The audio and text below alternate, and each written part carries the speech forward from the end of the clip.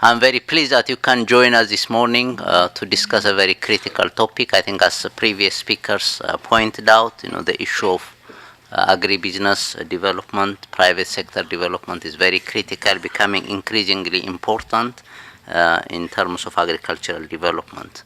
As you know, in the last few years, Africa has been experiencing unprecedented economic growth, having 7 of the 10 fastest growing economies in the world. And this also has resulted in increasing flows of private capital and FDI, which has exceeded ODA, demonstrating growing confidence of the private sector in the continent's future.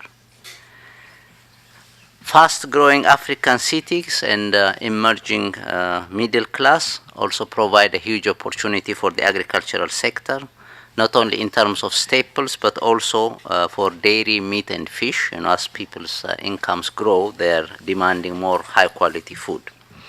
However, unfortunately, this demand is currently being met through a massive import of food, which is estimated about $35 billion per annum.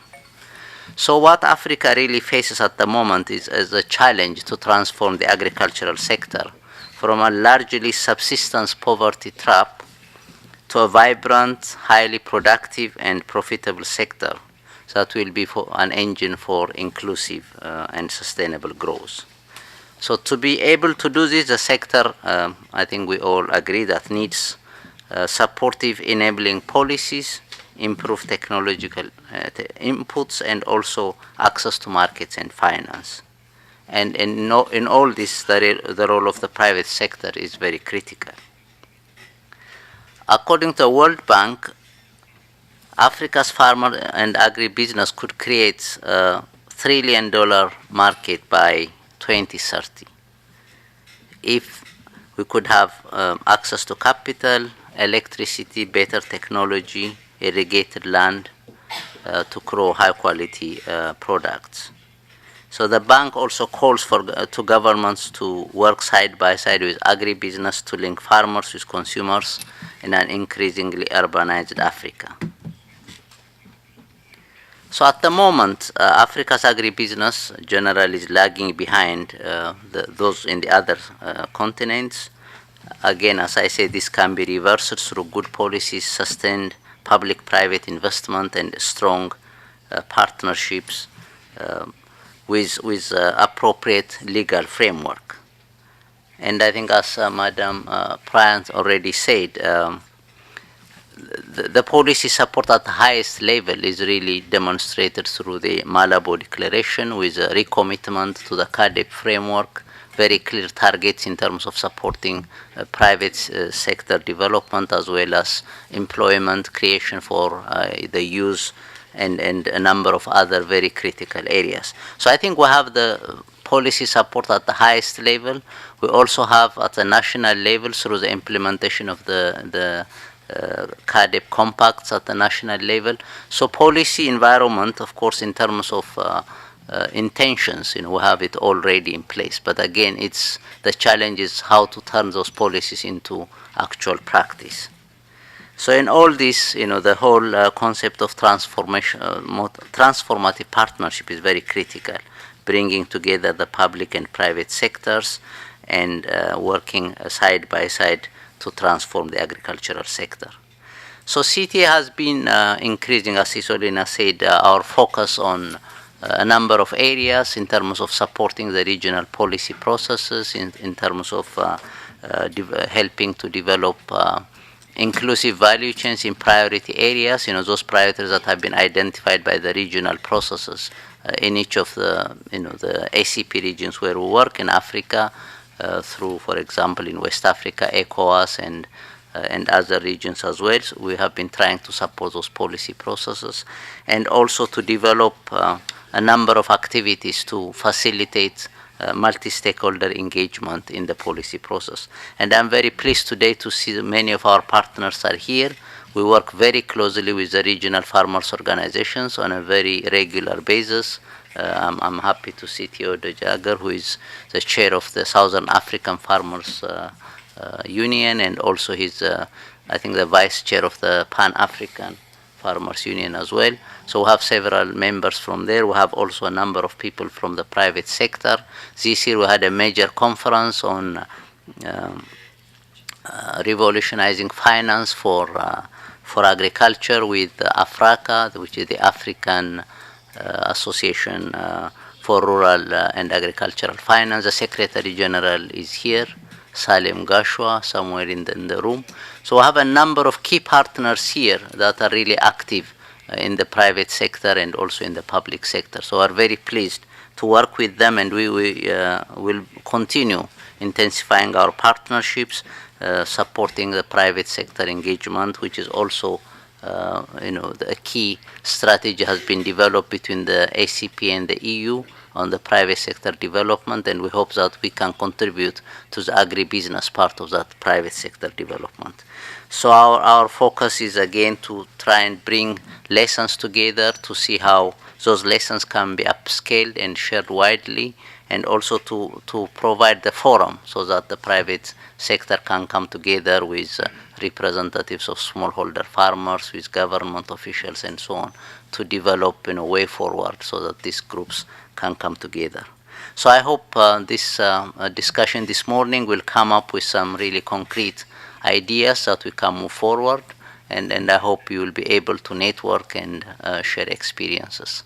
So on CTA's behalf, I would like to thank, of course, DGAGRI, to cooperate with us, and of course BMZ and GIZ also to partner in this particularly significant briefing. And I thank also the speakers. I'm sure we'll be sharing a lot of interesting insights so that we can move forward.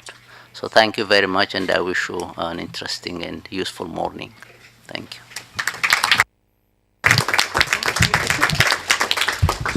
Yes, thank you very much, Mr. Ailou. So I had 5, I don't know if you have it online, I had just 5 bullets actually that I want to share with you, that I have discussed, of course, with the European Commission colleagues as well as with BMZ and GIZ, which are 5 follow-up that we will like to have. We already made those as a contribution to the private sector development strategy from the EU, which was broadly consultations at different levels. So one is a mapping, which actually has really already started with the support of GIZ, BMZ, to better understand the needs of the African agriculture private sector, as well as the partnerships, the PPPs involved in agriculture, to identify successes from global, European, of course, and African private sector in strengthening agribusiness in African regions, and specifically in view of upscaling and replicating successes which have happened in different parts of the continent. So as Mark was saying before, it has to be really practical and something based on successes to upscale. To promote a framework, a knowledge platform, which many had really interest from the big agribusiness as well as from the African side, for structured dialogue and joint actions in view of strengthening the linkages with the private sector side and the development cooperation. We see a gap between the private sector and the development angle, which we believe CTA, GIZ and other partners are very well placed to fill it. And lastly, at the European level, of course, to contribute to the development of a framework for dialogue and joint action with the private sector. European private sector has enormous, experience in many areas which they are very much willing to share. And bridging the gap and strengthening the linkages, that's very important for CTA, between the farmers' organizations and the agribusiness. CTA has already started, as my director said, on documenting and upscaling best practices and strengthening also the involvement with the financial sector. And we have started, as Michael said, with AFRACA, the farmers' organization. In addition to SACA, we have the West Africa and Central Africa regional farmers' organization, as well as 5 banks from Ghana, Zimbabwe, Kenya, Senegal, and Nigeria, with whom we have already looked at upscaling positive business models. So with that, I give the floor now to the chair of the panel, the first panel. And perhaps if you just change language, I will speak in French for l'ambassadeur du Burkina Faso, ambassadeur. We have Ambassador Kosaga, Ambassador of Burkina Faso. We'd like to thank you for being with us this morning and being the moderator of the first panel. I won't go through your career here. It's very detailed, but you're a former banker. Obviously, that's of great interest to us. And you are also a former minister with many portfolios, transport, finance, trade, which are all critical for changing agricultural practices in Africa. Since your arrival here in Brussels as ambassador, you have been chairman of the subcommittee of interest to us, agricultural and rural development, private sector as well, and you monitor these issues closely. Thank you very much. I'm sure that the speakers will be able to stick to the 10-minute deadline so that we'll have time for a discussion afterwards. Mr. Komla BC from the African Union is not here,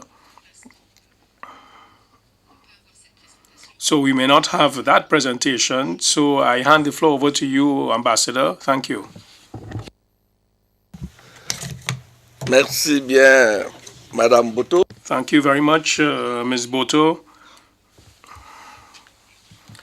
Firstly, I apologize for coming late. I was taken unawares, in fact. I live outside of Brussels, and there was a very light snowfall, in fact, where I live, and that caused a huge traffic jam. So that's why I came in a bit late.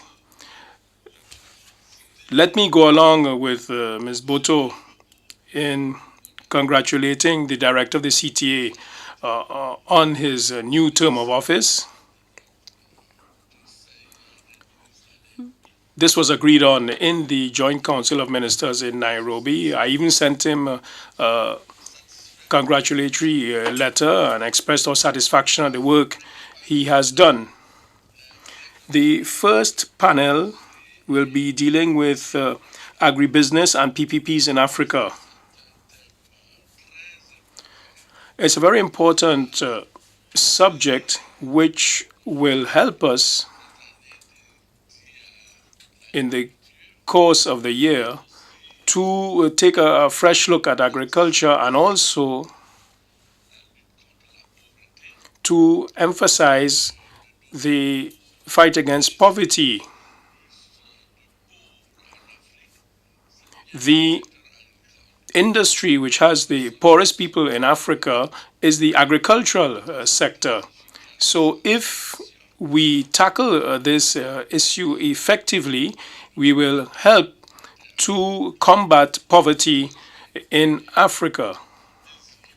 When I was asked to chair the panel, a question came to mind. Are we just going to remain on the level of theory this morning? But after various consultations, I have realized that we won't be embarking on any theory. It will be practical. My country, Burkina Faso, has some experience in agribusiness through various poles of growth. So agribusiness and PPP, with the support of the World Bank and the EU, have led Burkina Faso to develop its agricultural industry in one part of its territory. It's a pilot program, in fact. The initial results are positive insofar as when I read the document, I noted that my country has embarked on the right direction. So in order to paint the appropriate picture, I can say that as things stand, we have been able to put in place 3,300 small-scale producers, over 3,800 hectares, 10 processing units have been created as a knock-on effect, and in the case of launching tenders for the private sector, 2 major investors have already set up shop in order to cultivate a surface area ranging from 5 to 10 hectares. I am speaking now at a point in time when 108 agro investors have been validated for the use of the 10,000 hectares which remain. So we are talking about almost 50,000 hectares. This means that there are good practices in place. This morning, we will be hearing from experts in this area. They will not only be giving us an overview of developments in agribusiness, agri-industry and PPPs, but they will also be talking to us about other new opportunities. Let me first of all call on Mr. Hafiz Misa, Chief Investment Issues Section of UNCTAD. He will be speaking to us about an overview of agribusiness in Africa, trends, new opportunities, and alternative investment models. As has already been pointed out, each speaker would have 10 minutes so that when they've all finished, we would have time to ask questions. Let me say that what will be said will be important for us in order to analyze the requests which have been made to the CTA, many requests to the CTA and the ACP. Today, as regards agribusiness and partnership, we would like the CTA to play an important role in order to assist our countries in this area. So, given the results we'll be getting today, we'll be able to feed into a thinking process, and the chairman of the Subcommittee on Sustainable Development will be able then to handle this matter together with the EU under the 11th EDF. So without any further ado, let me give the floor to the first speaker. Thank you. Thank you very much. Good morning, ladies and gentlemen, friends and colleagues. I've been asked to speak for 10 minutes. I have 15 slides, so what I will try and do what I will try and do is simply confine my remarks to a number of key interventions, and then of course we can follow up some of these issues later on. The first thing I want to just start with is just to give you an idea about the scale of the issue, which is just to reinforce the points that colleagues around the table already have mentioned. This year, UNCTAD produced the 2014 World Investment Report on investing in sustainable development goals, which, as you know, are now being negotiated, which will lead to hopefully new investment across many different sectors from 2015 through 2030 for the specific purpose of developing, transforming the global economy. Within this, if you look at only agribusiness, we try to calculate the amount of investment required between 2015 and 2030 in just agriculture and food security, working with our colleagues at the FAO, and the number we came up with is of the order of $480 billion in developing countries on an annual basis. That's a huge amount. On roughly the same sort of parameters, the current investment in agriculture in the same region is only $220 billion US. So we're talking about a big gap in terms of the scale of investment actually required in investment. And as we try to point out in the report, much of that investment has to come from the private sector in partnership with the public sector. And there are a lot of issues here that are very important that we will touch on during the course of today. The good news is that from the early 2000s, there's been a huge upswing in investment in agriculture, domestic and foreign, private and public. So that, I think, is a very positive development. The problem is that we don't actually know how much. We know there's been a big increase. We can certainly track this increase in terms of the directionality, the trajectory. But there are big problems in terms of understanding how much.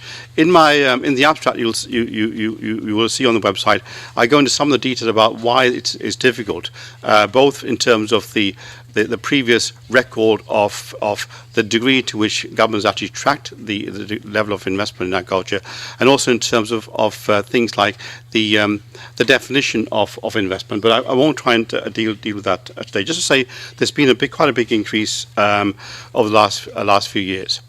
For example, in terms of international investment in developed countries, primarily in this case in Africa and in Asia, our numbers indicate investment of the order of $6 to $10 billion per year. It goes up and down from year to year, but it's much bigger than it was before the year 2000. The stock of foreign investment, foreign direct investment in agriculture, about a third of which is in Africa, is about $100 billion US. These are quite large amounts. This is actually really an under-reporting, because it depends very much on what countries report. So we think the figures are much bigger than this, but of course it's safer to be conservative at this stage rather than to do otherwise. But of course, there are other ways of actually tracking. I won't go into this slide. There are other ways of tracking investment. And one of the things that we've been doing at UNCTAD is saying, why don't we follow the tractor or follow import of agriculture machinery? And if you look at this issue, you actually realize the scale of increase of imports of agricultural machinery as a result of new investment on the ground in Africa and elsewhere, and where it's going. Again, I won't go into the details there, but you see across this map, across a large swathe of Africa, there's been a huge increase of imports of agricultural machinery into the region, which is reflective of a decrease in investment. So just to say that. Before I move on to that, just to say. Essentially, we've now had about 10 to 12 odd years of new investment arriving in Africa and elsewhere. There's, of course, already a stock of existing investment in agriculture from before. And what this means is that during this period, there's been a huge increase in inverted commas, experimentation of different models. Models in terms of partnerships, models in terms of business models, of ways of doing things. For example, whether you have a large-scale estate, or whether you use many outgrowers in terms of your production process. Experiments in terms of investors coming at different points in the value chain, from processors through to, of course, farmers and plantation owners. So there's been a lot of experimentation, which I think is important because it allows us today to move on to the next stage based on evidence of what actually works and what does not work in terms of responsible impact, sustainable development in agriculture based on public-private partnerships or just private-private partnerships between foreign and, say, local smallholders in agriculture. And I just want to say a few words about what we are doing on this in terms of our partnership with FAO, IFAD and the World Bank. Our own range of different projects, but within this one particular project that UNCTAD and the World Bank in particular have been engaged in with support from FAO and IFAD, is to talk to investments or investors on the ground. So we've actually visited 40 different investments across a whole range of different crops, different business models, different types of partnerships. We've spoken at the same time to the local community, so it's not just a look at the investment, also at what the perception is of the local communities and other stakeholders in this investment process. And from that, we've tried to gather evidence of what actually works, what does not work, how we can infuse things in a nuanced way into new business operations. in the middle bit of this slide, I won't again try to go into details. We just have some numbers about the investments, number of stakeholders we've spoken to, and so on. You can get the slide on the website later. At this stage, what we're doing is using the existing knowledge to disseminate this information in a number of different ways, but also to use that information to, for example, work with groups like ISSD, which is based in Geneva, to help create model contracts, again in a nuanced way, for different types of crops, different communities, different situations. The next stage of this work will be to actually now go to the upscale that Selina mentioned. What do we know, and how can we actually upscale, and how can we actually demonstrate that impact? And from January this year, we will actually speak to, or rather we will be working with totally new investments, totally new projects on the ground in Tanzania, Mozambique, Ghana, actually this is part of the new alliance framework project of G7, G8, not sure what to call them anymore. And this will kick off in Tanzania with a workshop being organized by FAO and IFAD, and then we go in and actually speak to these guys where we talk to, we sit down with the investor, with the community, with other stakeholders, and basically in totally new operations, infuse what we have learned, try to infuse responsible practices into that new structure, and then use that as a demonstration effect for the future as well. So it's an ongoing project that we're working on. I won't say more. I think I'm probably running out of time. Just to say that if from our research so far you find that actually these investments, though there are negative effects, on the whole are net positive. And then if you go through the details, you find that the positive and negative depends very much on a whole range of different things. But in particular, the sort of things that come out as positive impact are things like impact on employment, impact on access to markets. In other words, the base for generating growth and development in rural communities has already been remarked on by the table here. There are also negative impacts, of course, in things like access to land, access to water, and so on. But bear in mind that what we have on the two sides of the slide actually can reappear. So, for example, access to water comes out as a negative impact. I won't go into details now from the point of view of local communities. At the same time, for other communities, if you look on the left-hand side, also access to water can be beneficial as well, because it depends on really the circumstances, the contingencies, and that really is what we're trying to get. The devil in the detail, which allows us to make sure that investments have a net positive effect overall. There are a lot of factors which I really can't go into now, but things like, for example, the level of the value chain, the type of the partnership, and so on are important. At the bottom here, we show that actually basically smaller investments do better than bigger investments. But what this actually really means is these smaller investments are using business models which are much more in partnership with local communities. So, for instance, if you have a small nucleus estate, which means that the investment actually is small, but at the same time you have very close contact with outgrowers who actually supply that estate, then actually you tend to have a much more net beneficial effect than if you go for a large-scale investment. The problem, as we know, land is a big issue and has created a lot of problems that actually are totally unnecessary, but are actually very much undermining the notion of new investment. This is just a figure to show how well and badly land use can be used, but I won't go into the details just now. And in any case, based on our work, we are in a position to say what works, what does not work. We are able to infuse this information into new investments, and of course, we already have very close contacts with investors, governments, and so on in terms of the process of actually going about doing this. I'm going to stop there because I know that I could say a lot more, but I'm trying to stick to time, and hopefully we can take things up during the discussion afterwards. It's okay.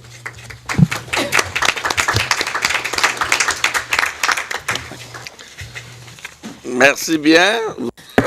Thank you very much.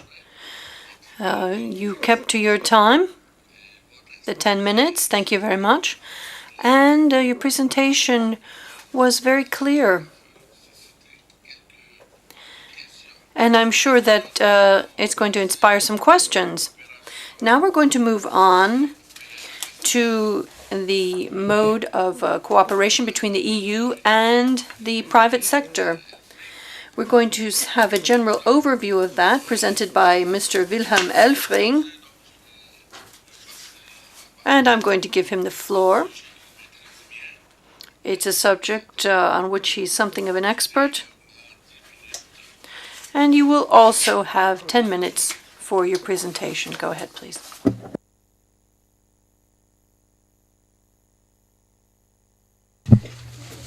Ladies and gentlemen, thank you very much for having me here. And I'm talking about today about EU development cooperation models with the private sector in agriculture. So I'm stressing in agriculture. And here I tried to give an overview about different models of cooperations.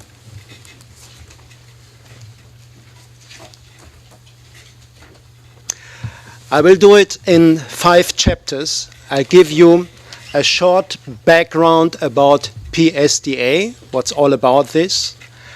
I give some definitions and positions, because we have to clarify where we stand and what we all mean about. Then I give you some structuring criteria for cooperation with private sector, because this is a wild field and we need some kind of orientation or beacon points to say that we all talk about the same thing. Then I'm going to talk briefly, give some results. We're currently doing a mapping exercise about current cooperation programs in Africa with different partner states in the EU, and we try to learn how we are going to cooperate. Here I'm going to provide you with some detail and some inside views, and finally I'll give you an outlook how it's going to continue. Now, the European Union has created a working group which is dealing with private sector development in agriculture.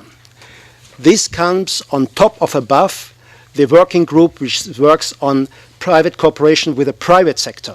Because here in the working group PSDA, we want to stress the specifics which are linked with agriculture. And I think all of you know they are in plenty. And this working group, agriculture, of course, is closely linked to the working group cooperation with the private sector. What are the objectives of this working group?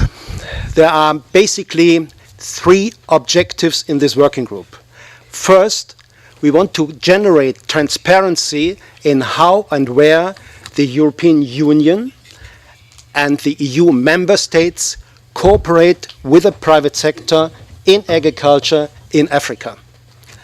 Secondly, we want to give some grouping and some to demonstrate some different approaches. And finally, we want to recommend future orientation of cooperation with the private sector.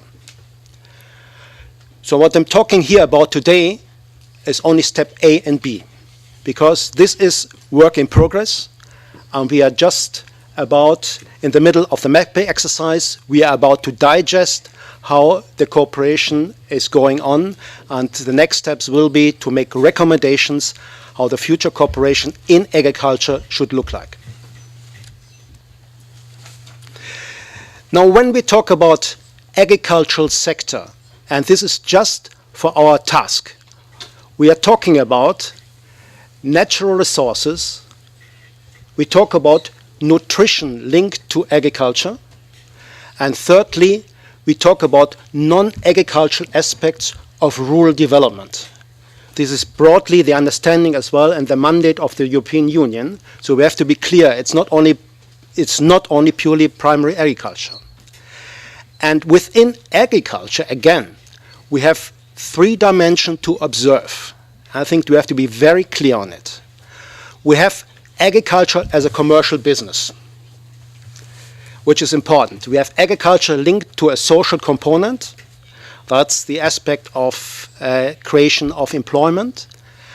And of course, we have the aspect of managing the natural resource and natural assets. We have to be clear about all these different objectives on the mandate, because here again, it will have an impact on the different cooperation models.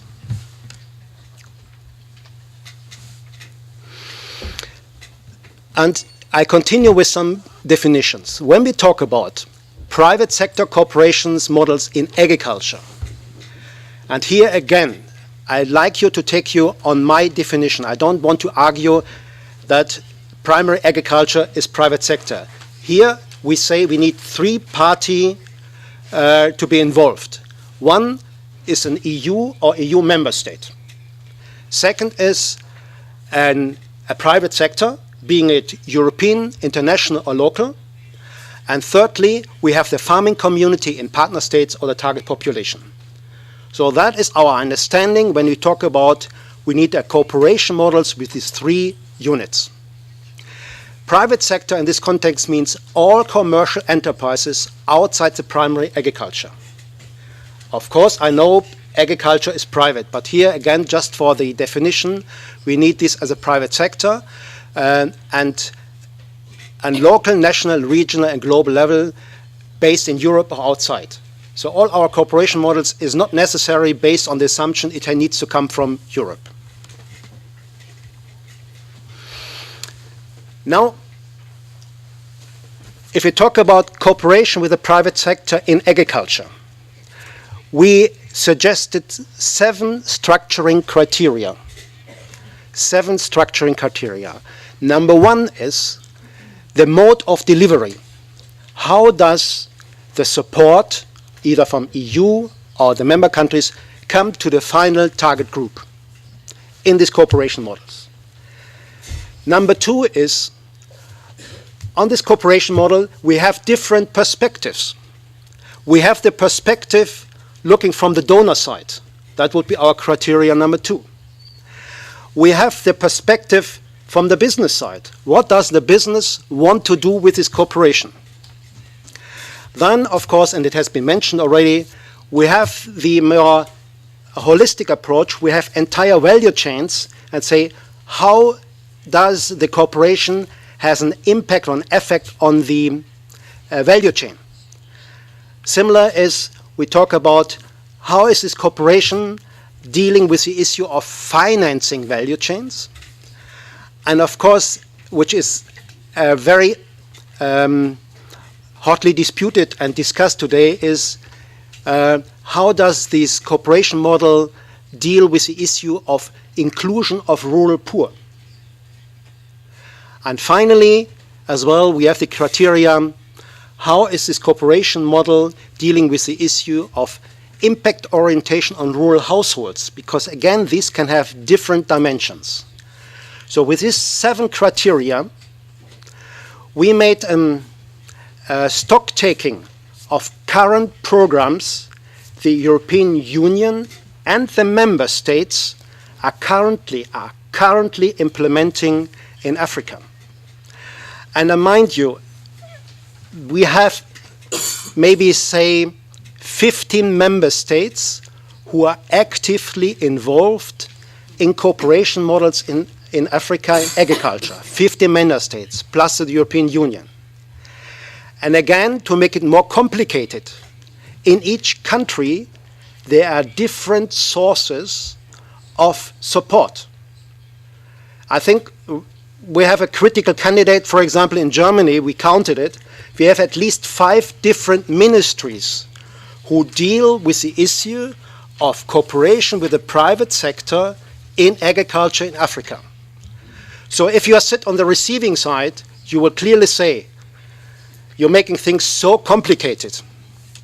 I would answer, it's a threat on one side, a challenge on the other side. Yes, it is reality, and the working group tries to generate transparency and tries to link the different approaches together.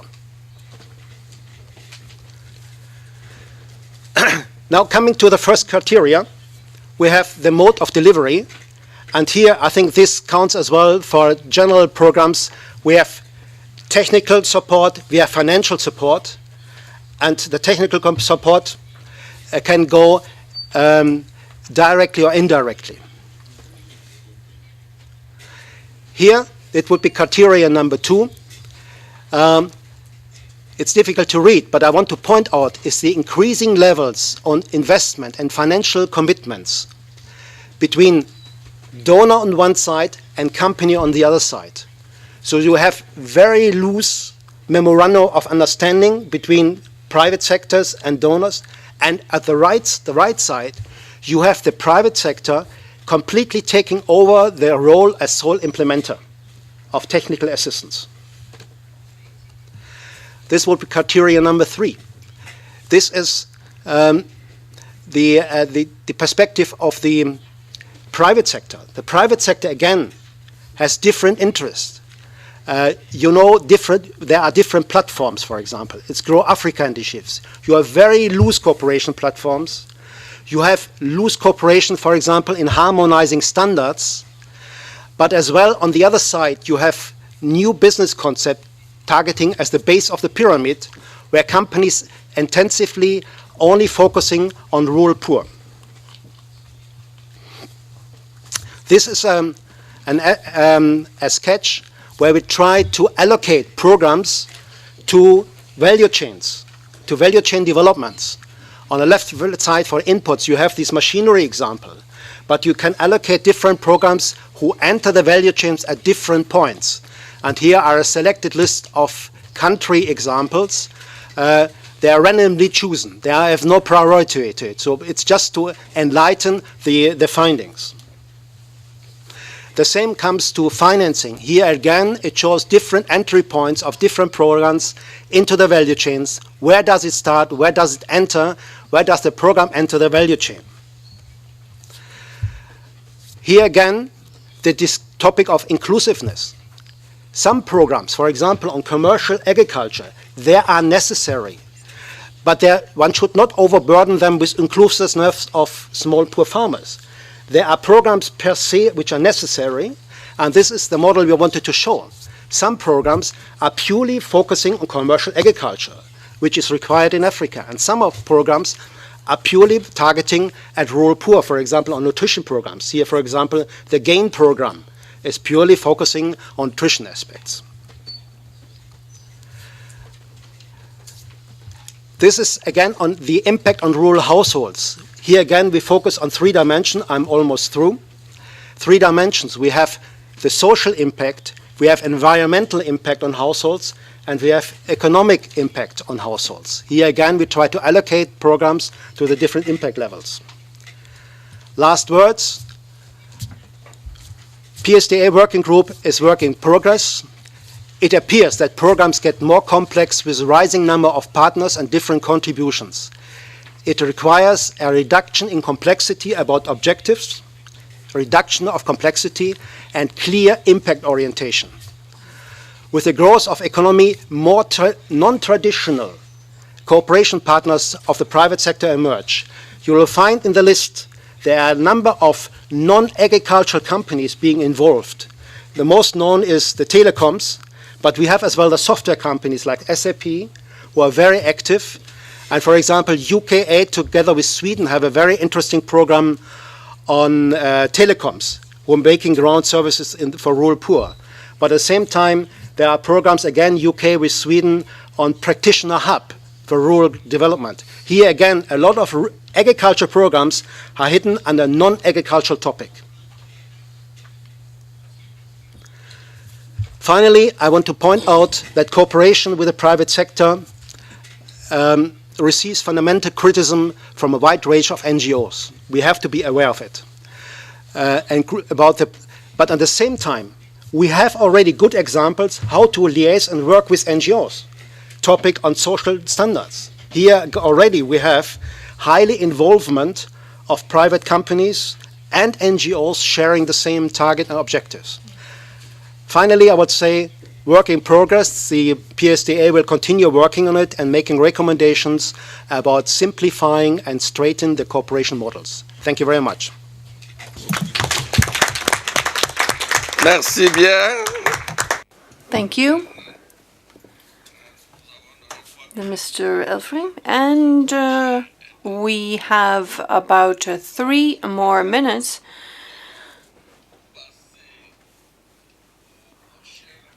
But we're going to move ahead to our next speaker, Mrs. Heike Rutgers.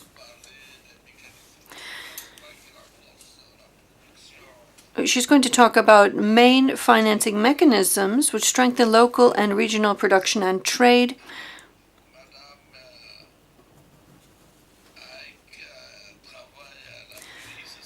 Mrs. Rutgers works at the EIB, European Investment Bank. She's a division head.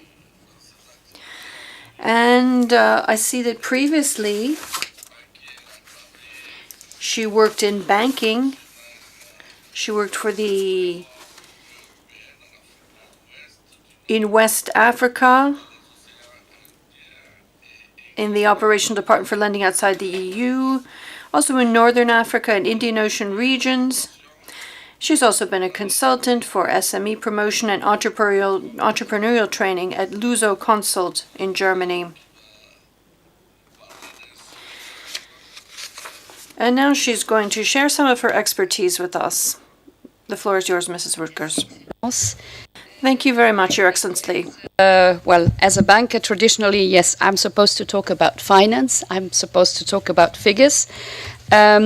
What I have brought along from EIB is to show you a bit what are the different instruments that we can bring to the table and how we can actually promote investments in the agricultural sector.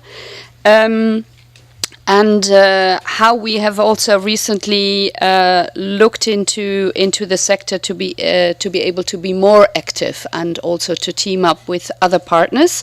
We have been talking about a number of partners being active in the sector and how important it is to coordinate and to bring together various areas of expertise. Now, first of all, just to give you a very broad overview, the EIB manages under the Cotonou mandate the so-called ACP investment facility, which is a revolving fund funded out of EDF contributions, and which is our main source of fund for private sector investment. On top of that, this is complemented by the EIB's own resources, but which are much more restrictive in terms of risk this source of fund can bear, and which is mainly reserved for public sector investments. On top of that, the bank has access to a so-called subsidy envelope, which allows to associate our projects, our interventions with interest rate subsidies where appropriate, and also project-related technical assistance. To give you a broad overview of our strategy, I don't want to go into detail of our strategy overall in the ACPs, but I would like to show this slide because we have introduced, as of this year, actually the agriculture and food security sector as a secondary priority. That means this is really a sector, this has become a sector where we look proactively for projects. So we are making a particular effort to identify projects in that area, which has been a sector we had neglected in previous years, or were mainly focusing on pure commercial agriculture at a certain, I would say, industrial size, or limiting it to the part covered under our financial sector development, so lines of credit to local banks or microfinance interventions where this sector was also covered. So now we are looking proactively for interventions. Just to give you an overview of what are the various instruments on how the EIB can support the private sector, you see the main difference we have is that we can do either directly lend to corporates or entrepreneurs, or we go through the local financial sector, so local banks, microfinance institutions, and private equity funds, in order to reach out to the smaller companies and also the micro enterprises.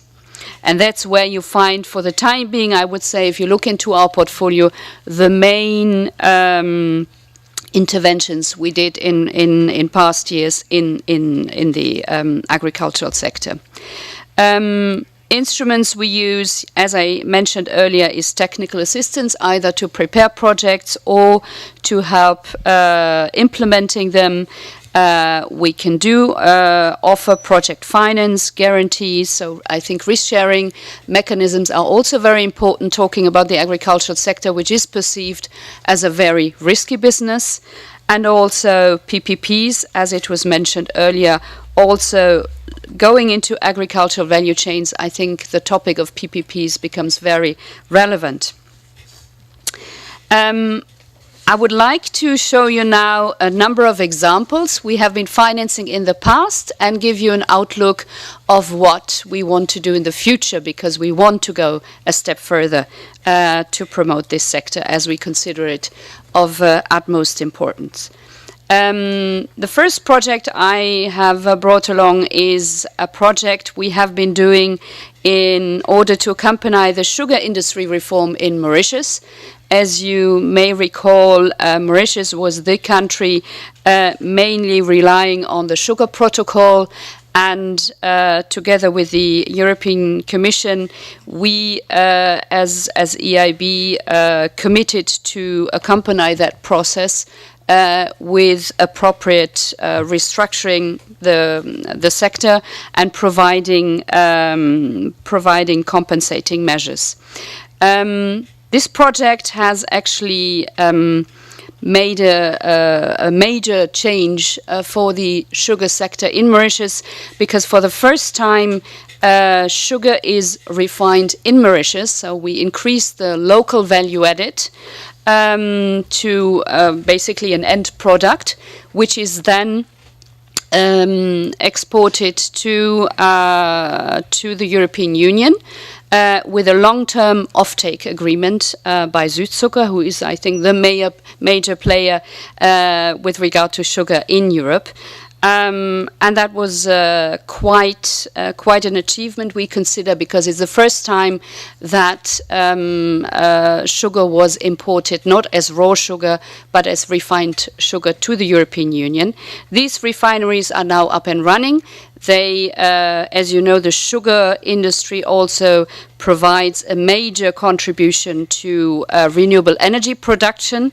Where it happens, so also this is a very important part in Mauritius, and so we have achieved that sugar production in Mauritius has become a sustainable industry with a long-term perspective.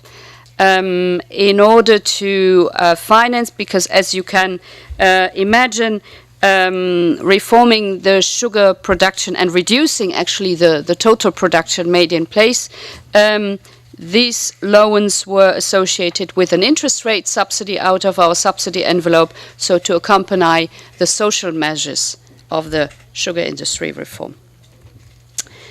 Another example is an investment fund in which we invested, AgriV fund. It provides equity and quasi-equity to SMEs operating in the value addition part of the agricultural value chains, and with a preference for SMEs. Here the results after 5 years, there were 12 investments made in total in 7 African countries and across 11 subsectors for a total of $66 million. Another showcase is FEFISOL. FEFISOL actually provides debt and equity financing to African microfinance institutions and agricultural producer organizations. This project has also, its financing is combined with technical assistance, for example, to support organic certification, because it puts a lot of focus on organic farming. Another example is a credit line in Malawi for exporting industries in the agricultural sector,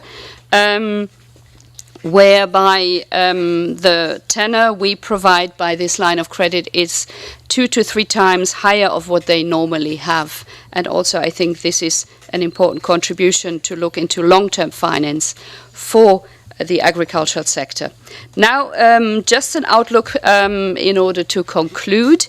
We have, under the 11th EDF, have been endowed with a new endowment for the investment facility, the so-called impact financing envelope, which is an envelope of 500 million euro reserved for projects with a superior development impact and which can take a higher level of risk. Now, this envelope is for us really a possibility to target projects in the agricultural value chains and to target even better sustainable financing, access to finance on the public and private sector side in agricultural value chains. We have 4 instruments which we can use under this envelope. Social impact investment funds, these are funds which have a clear developmental dimension. Loans to financial intermediaries, but here again targeting either agriculture or being implemented in fragile countries. A third instrument, risk-sharing facilitating instruments. So these are guarantee schemes sharing the risk of more risky operations, and then ultimately direct interventions. Typical examples. This is a first project which has been approved just a few weeks ago. Novastar is a social impact investment fund. We're operating in Eastern Africa, and which focuses low-income consumer markets. And there, for example, you find sub-investments in the agricultural sector, like M-Farm, based in Kenya, providing mobile applications to inform farmers about prices and weather conditions and the like. Another facility which is currently in the making where we teamed up with IFAD is a facility which will be a regional facility for smallholders, so providing finance actually to cooperatives in a number of countries, and which is supposed to target up to 100,000 smallholder farms. And the last operation, forestry project in Mozambique. So this is a direct intervention by us, but which has a serious impact on, as it is linked also with an outgrower scheme on the local population.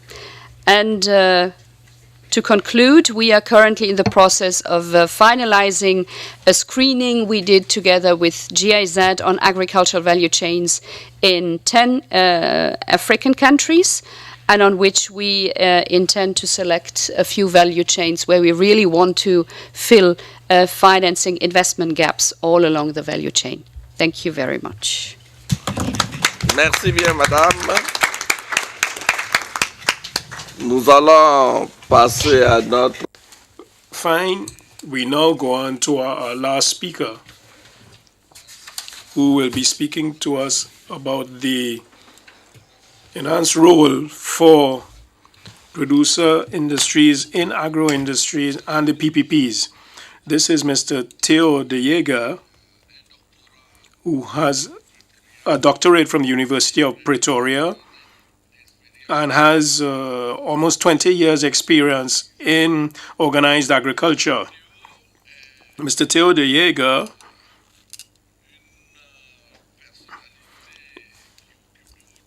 is a person with high responsibility in the Southern African Confederation of Agricultural Unions. He's also vice president of the Pan-African Organization of Agricultural Producers. He is an active academic and lecturer, and he will be handling the subject I pointed out previously. So he has 10 minutes to speak on this. Thank you.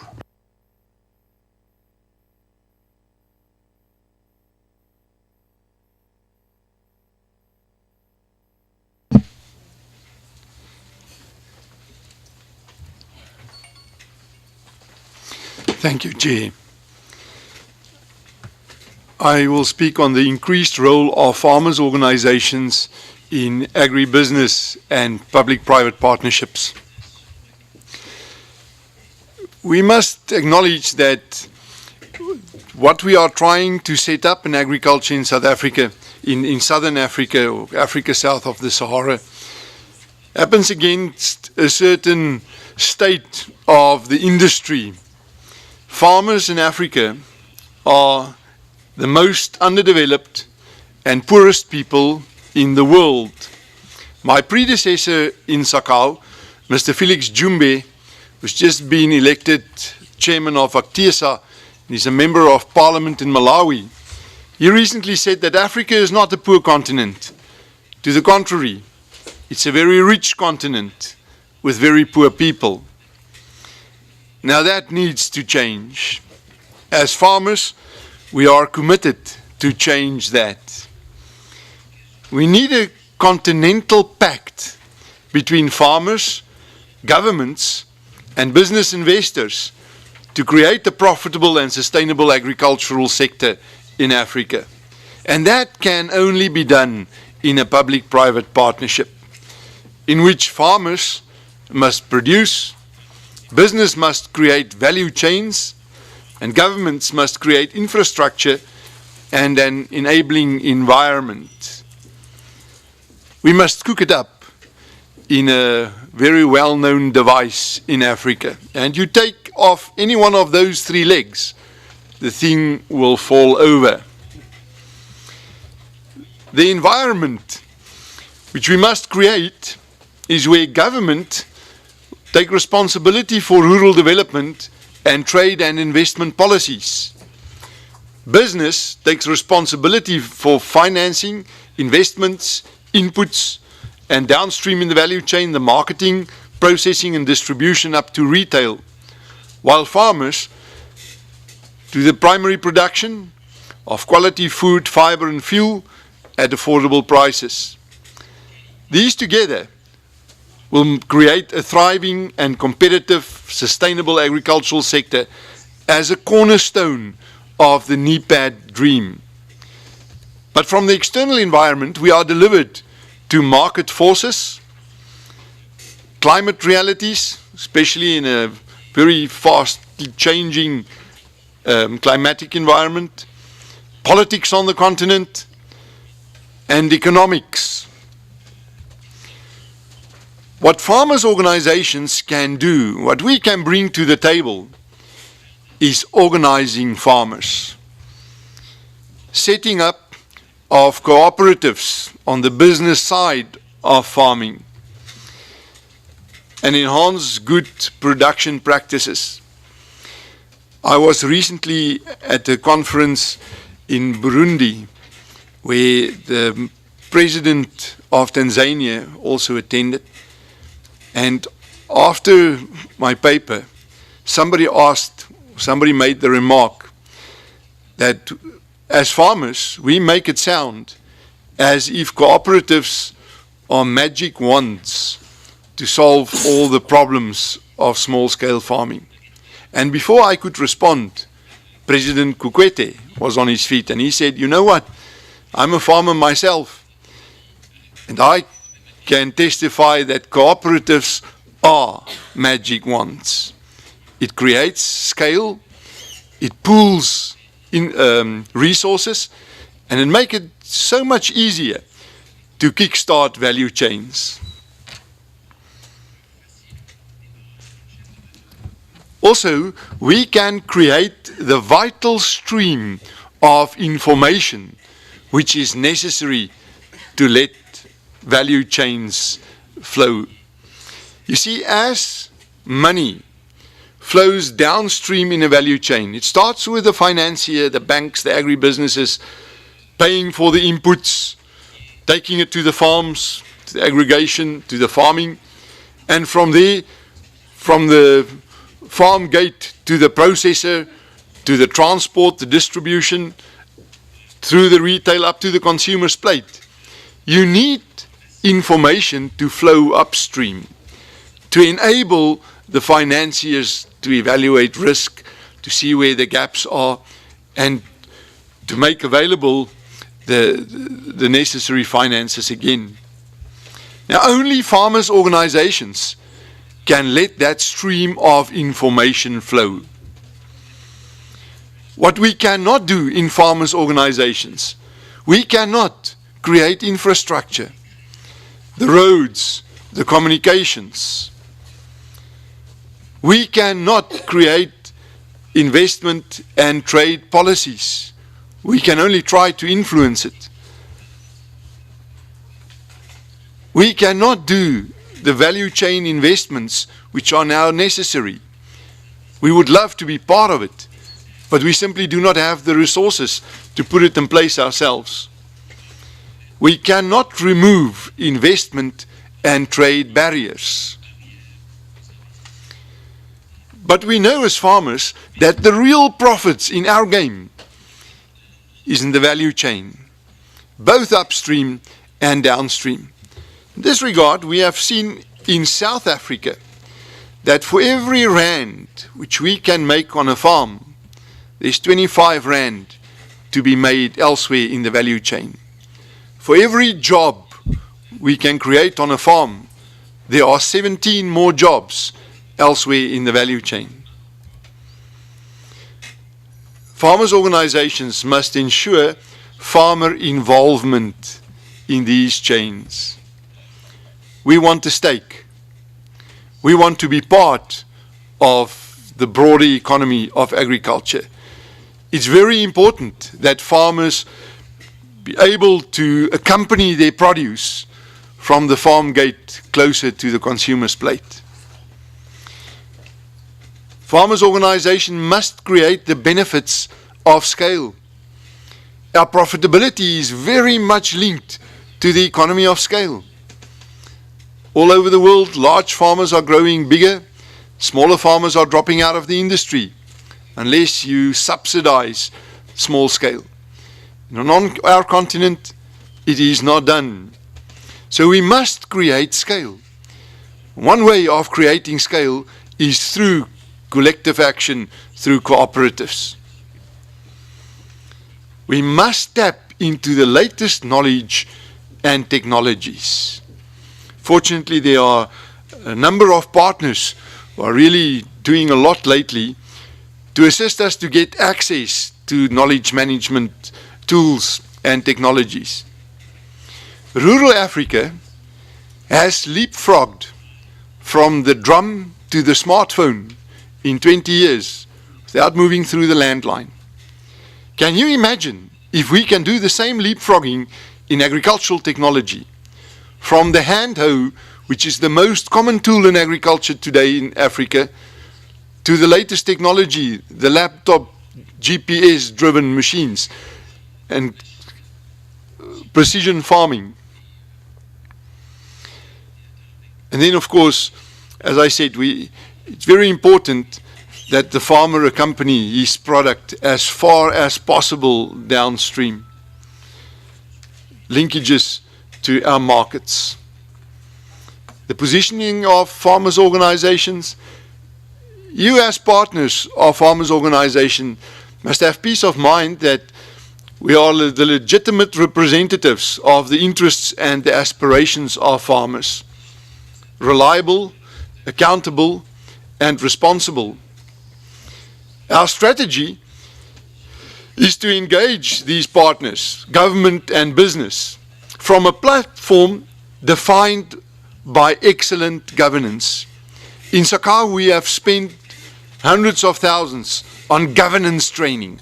Governance is the single most important aspect to get this dream from the clouds and plant it in the soil.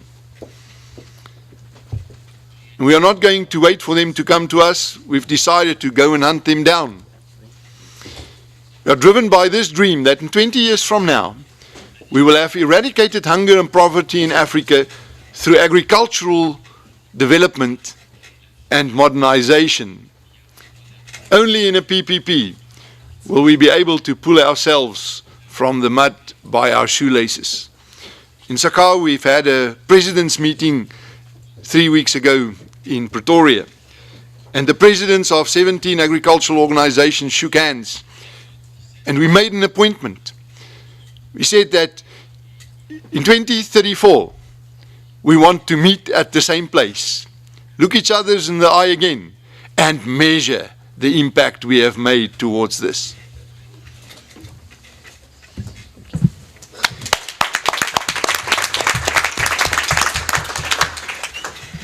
Bien, monsieur.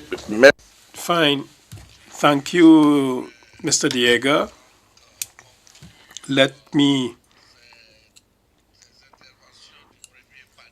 wind up the discussions of the first panel with some words of hope. The words of hope you vouched in your statement.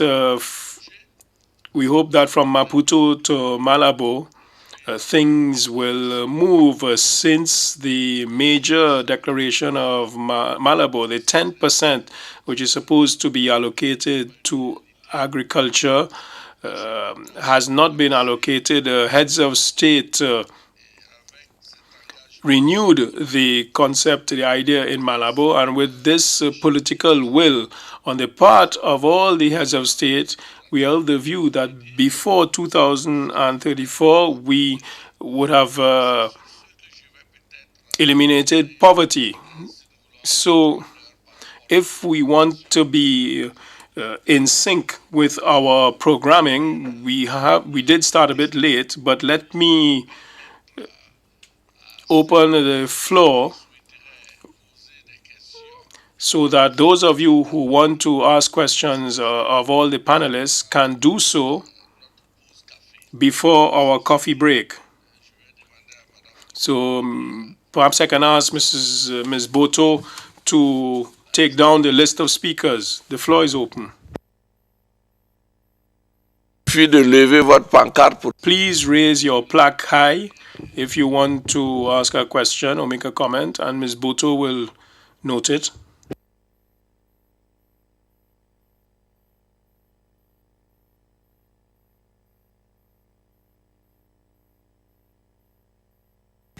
Oui, monsieur, vous avez la parole.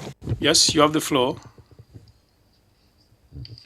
Mr. Chair, Your Excellency, the Ambassador, I have a question for the previous speakers, Madam Rutgers, Mr. Mirza from UNCTAD, and I think Wilhelm Elfring and I have spoken before on the subject. My question is, what is your mechanism for communicating or expressing this valuable information with the private sector and farmer organizations? Do you have any kind of a forum, or is there some established means by which this information is made available other than websites?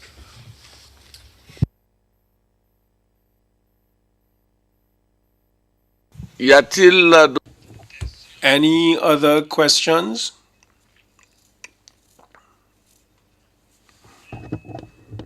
The lady, as I can't see your plaque. Bon, comme il n'y a pas de carte, There are not enough plaques for everyone, but you have the floor. la Banque du Niger. It's the Bank of Nigeria. Europa, Mr. Wedraugo, and then the young lady. I don't know whether you are young, I apologize. But there are three speakers. The Bank of Nigeria, Mr. Wedraugo. Go ahead, please. Thank you very much. My question goes to the EIB financing mechanism. You mentioned that your organization actually provide loans to financial institutions or financial intermediaries. I want to know the mechanism with which this is done. And in the paper too, you mentioned that you concentrate a little bit on small-scale farmers. May I know the mechanism by which financial institutions like a bank in Nigeria, a commercial bank in Nigeria, can access your facility for their rural farmer cooperatives? Thank you.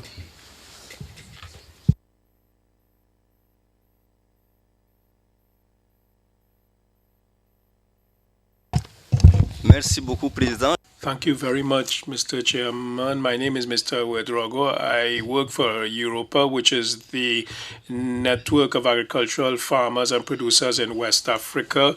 I'd like to thank all the panelists for their brilliant statements. Just a few questions. First of all, this is addressed to UNCTAD.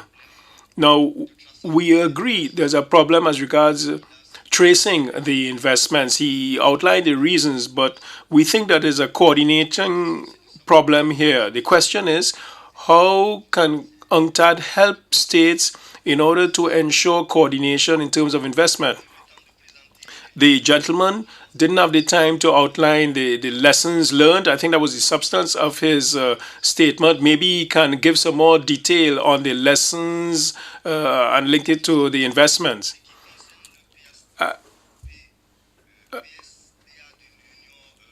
As regards the European Union, we would like to find out how this working group, the PSDA working group, works with private sector actors and producer organizations in Europe and Africa. How can they analyze their programs and come up with proposals?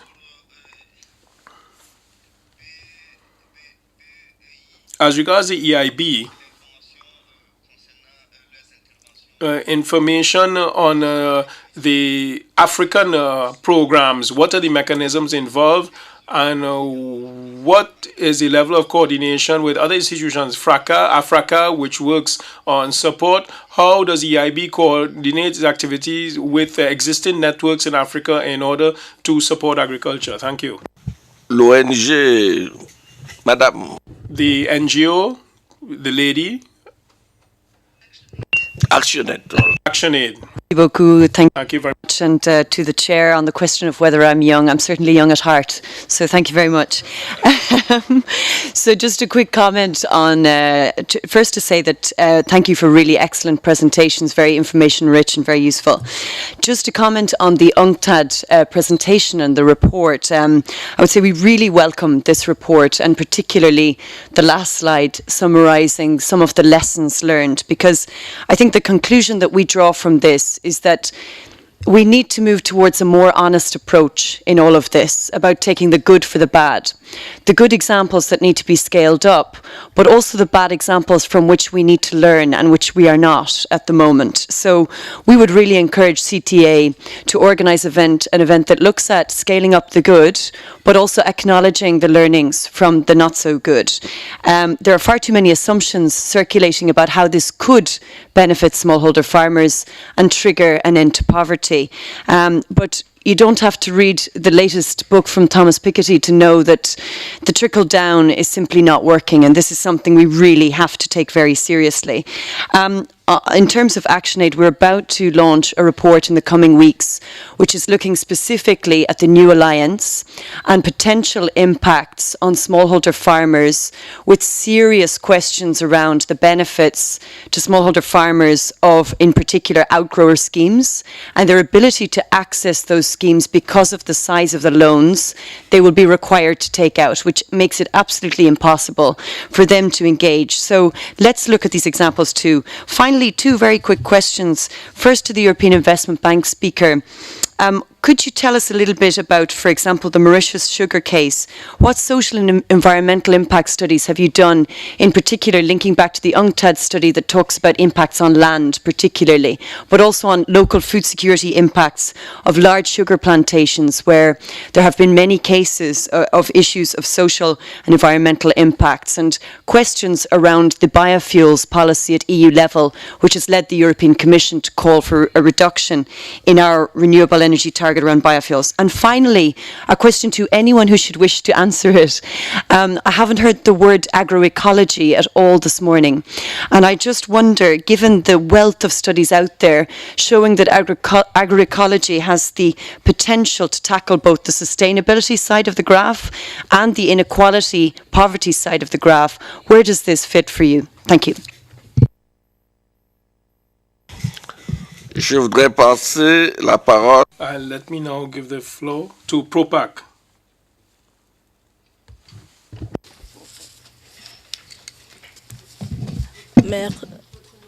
Oui, merci. Thank you, Mr. Chairman. My name is Marie-Joseph Ngama. I represent the regional platform of farmer organizations of Central African region. I come from Cameroon. Let me thank and congratulate the CTA for organizing this briefing. I would like to refer to the first speaker, Mr. Hafiz Mirza. Quite recently, the heads of state of Africa in Malabar committed themselves to transforming agriculture. And one of the commitments included priority to integration of the private sector in this new vision.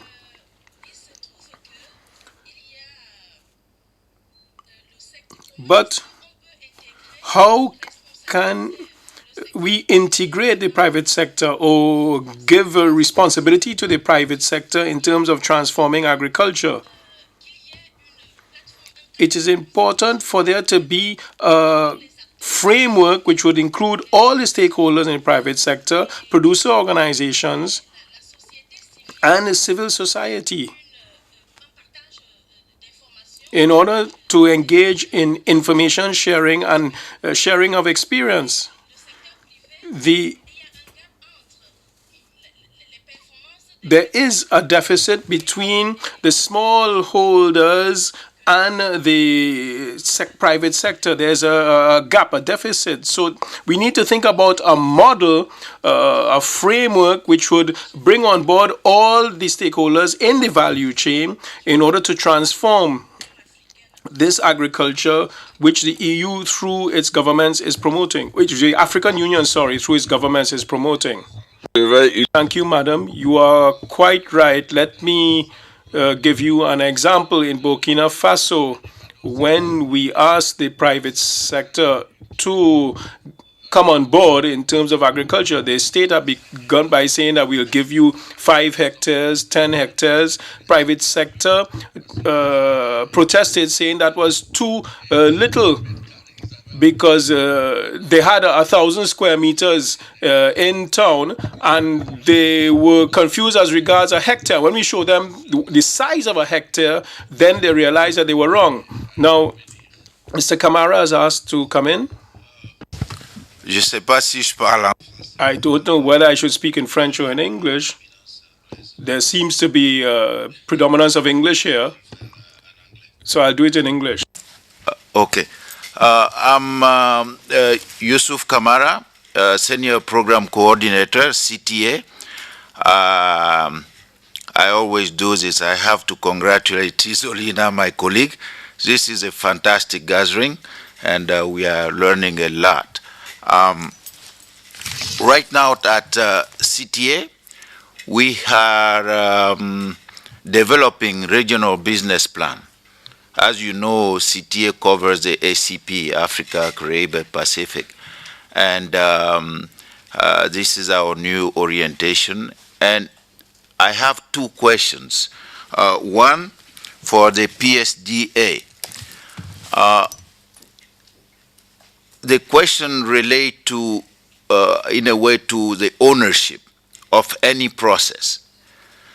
They came up with 7 criteria. I'm wondering if these criteria were supply-driven or demand-driven, because it's very, very important in terms of impact, long-term impact. That's the question for PSDA. For the, I think it's the European Investment Bank. You have a project with GIZ. One of the criteria you have there is agricultural relevance. Whereas we know very well that in selecting strategic commodities, in 2006, the African head of state decided to select key strategic commodities with key criteria. So I'm wondering, by you deciding that agricultural relevance, which I'm not sure I understand what it is, is the criteria you're using to invest in some sector, whereas you have the criteria very well defined by the head of state of Africa that you could probably use to select the strategic commodity identified by the head of state of Africa, because that clearly underlines the ownership of the project you are going to implement in Africa. Thank you. Bien, donc dans l'ordre des... Well, now I'm going to ask those who I've called upon to take the floor. But generally, I see at briefings or at other meetings here at ACP House that there's a lack of information that the participants emphasize. And this information is lacking concerning financing by the EIB. So we're going to see during various meetings with the EIB what would be the best way of providing information about financing by this bank for our member states and organizations. I think this would allow us to resolve the question once and for all. Is it the interest rates, the amounts, the levels? Because there's a minimum amount of $5 or $6 million, and aid is provided through intermediaries. And I think our operators aren't always aware of this, nor are the other actors who might be interested in this kind of funding. Maybe we need to find the best way of disseminating this information so that the question doesn't keep cropping up. But now we'll take the various speakers in order. But we were supposed to stop at 11 o'clock. Now it's 5 minutes after. We could either take 10 minutes of comments and then have a short break.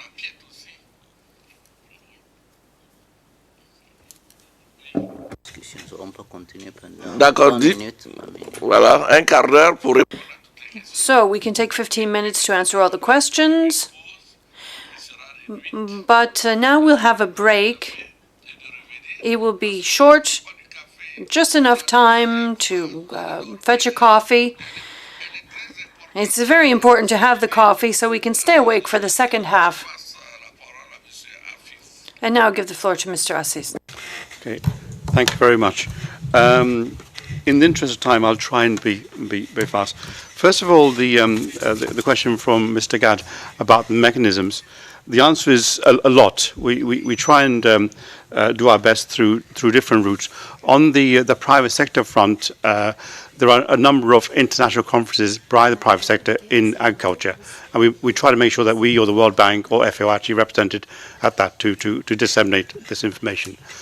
At the governmental level or intergovernmental level, we report back to Rome. So there is a CFS process in Rome. So again, at CFS meetings, we report the results.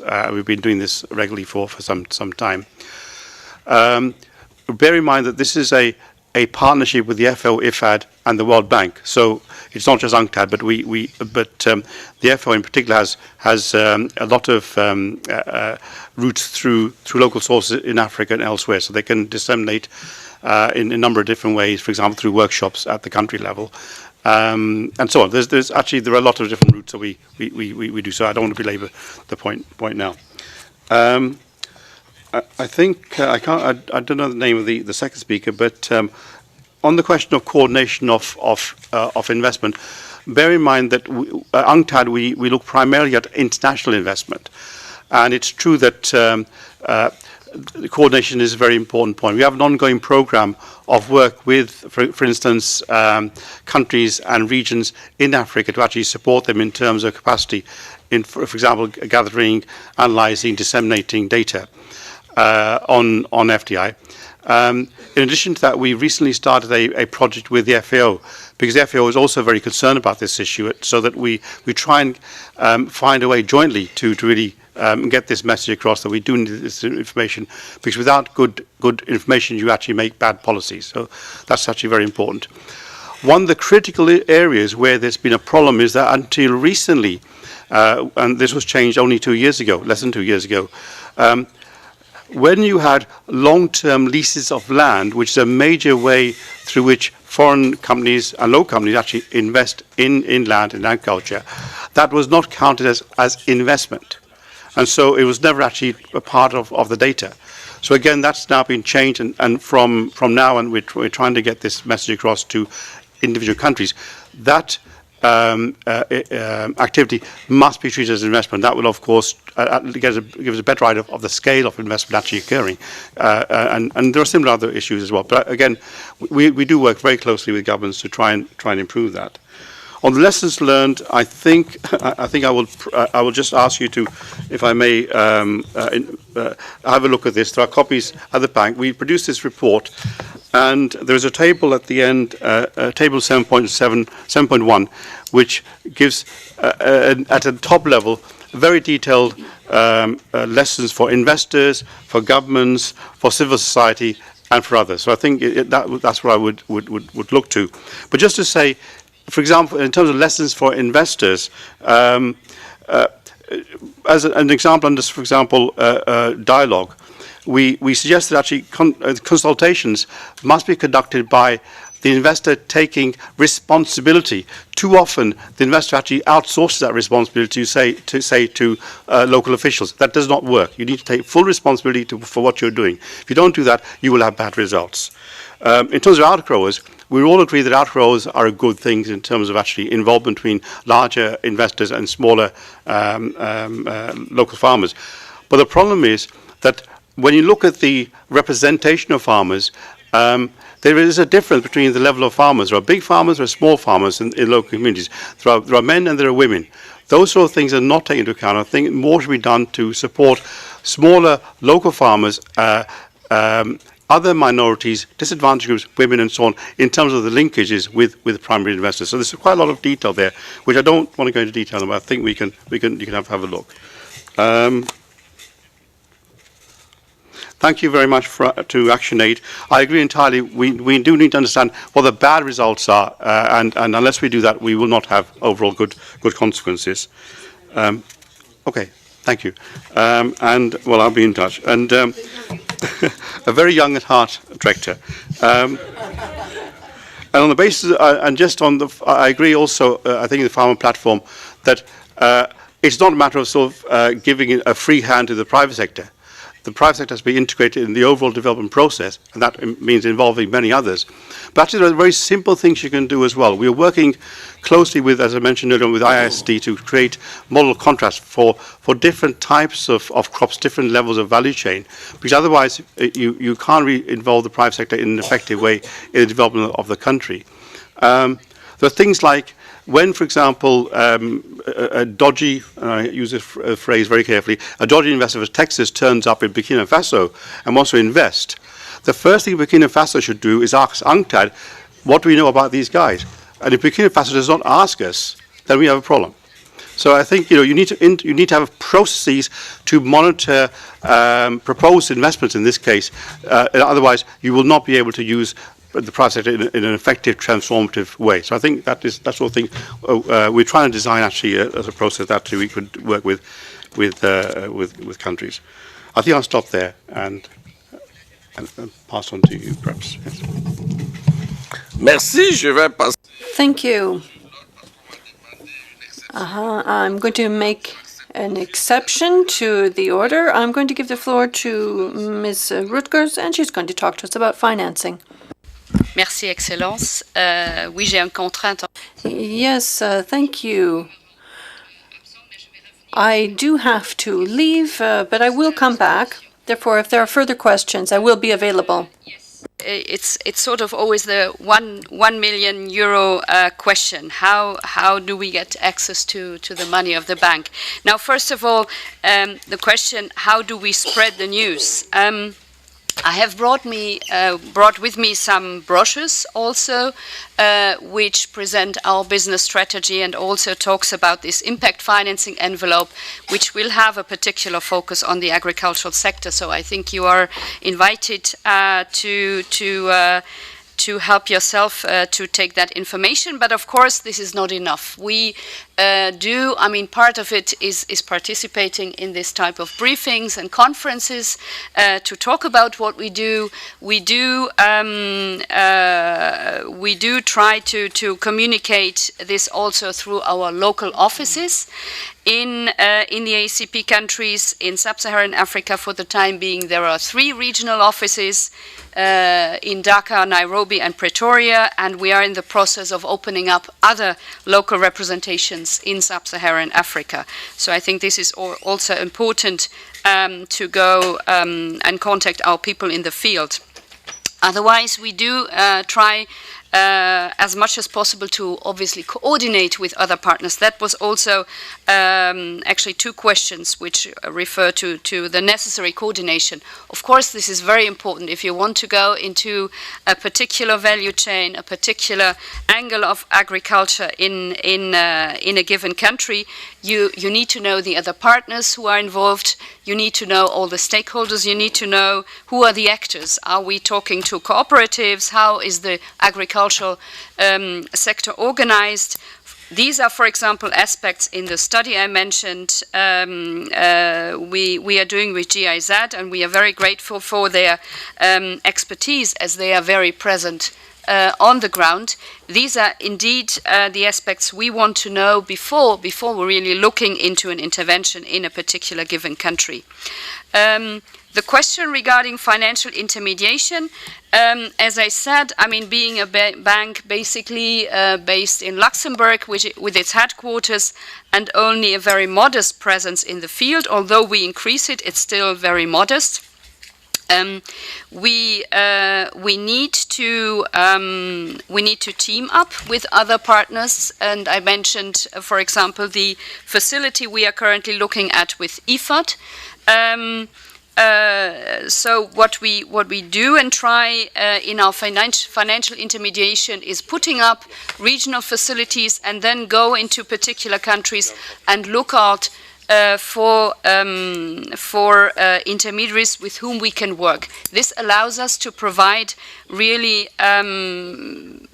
access to finance, also including in local currency, which is also, I think, a crucial feature which you need in talking about food security and the promotion of regional markets, local production, and not only cash crops.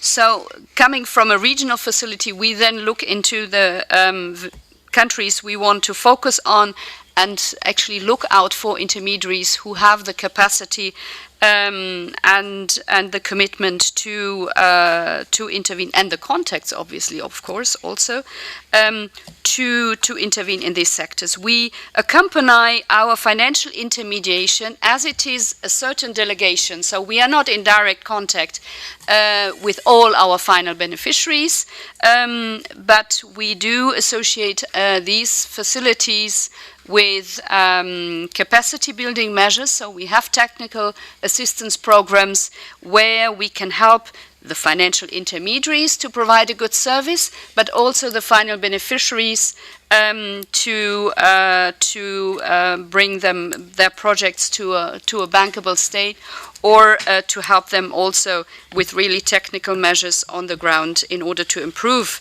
their production. Regarding mechanisms in place, as I said, so we do partner with other partners where we can. We are also a member of this private sector development group for agriculture, so we try to coordinate as much as possible in the EU. and see with whom we can partner next to the Commission, of course, who is our, I would say, natural partner. And then regarding the study we currently do with GIZ and how we have selected the countries, this was a longer process we undertook together with GIZ, also relying on their experience. For us, criteria were definitely countries where we see that the agricultural sector plays a major role in the economy, and also as we are an EU institution implementing EU development objectives, we have looked into countries where where agriculture and food and nutrition is a focal sector actually under the national indicative program with the European Commission, because our idea is also then really to team up and being able to be complementary in our actions on the ground. Last question regarding our project in Mauritius, which was coming from Action Aid. Very relevant comments, of course. I would like then to probably clarify the intervention we did was in the framework of the sugar sector reform, which meant for Mauritius to halve its production. So actually it was not increasing commercial production of sugar, it was reducing it by half. So there is actually a lot of land offset, and our part in this whole program was really to accompany this loss of revenue, this loss of production, which was serious for the country, to compensate that to a certain extent by the locally created value added of the sugar production in the country, and bringing that to a sustainable state.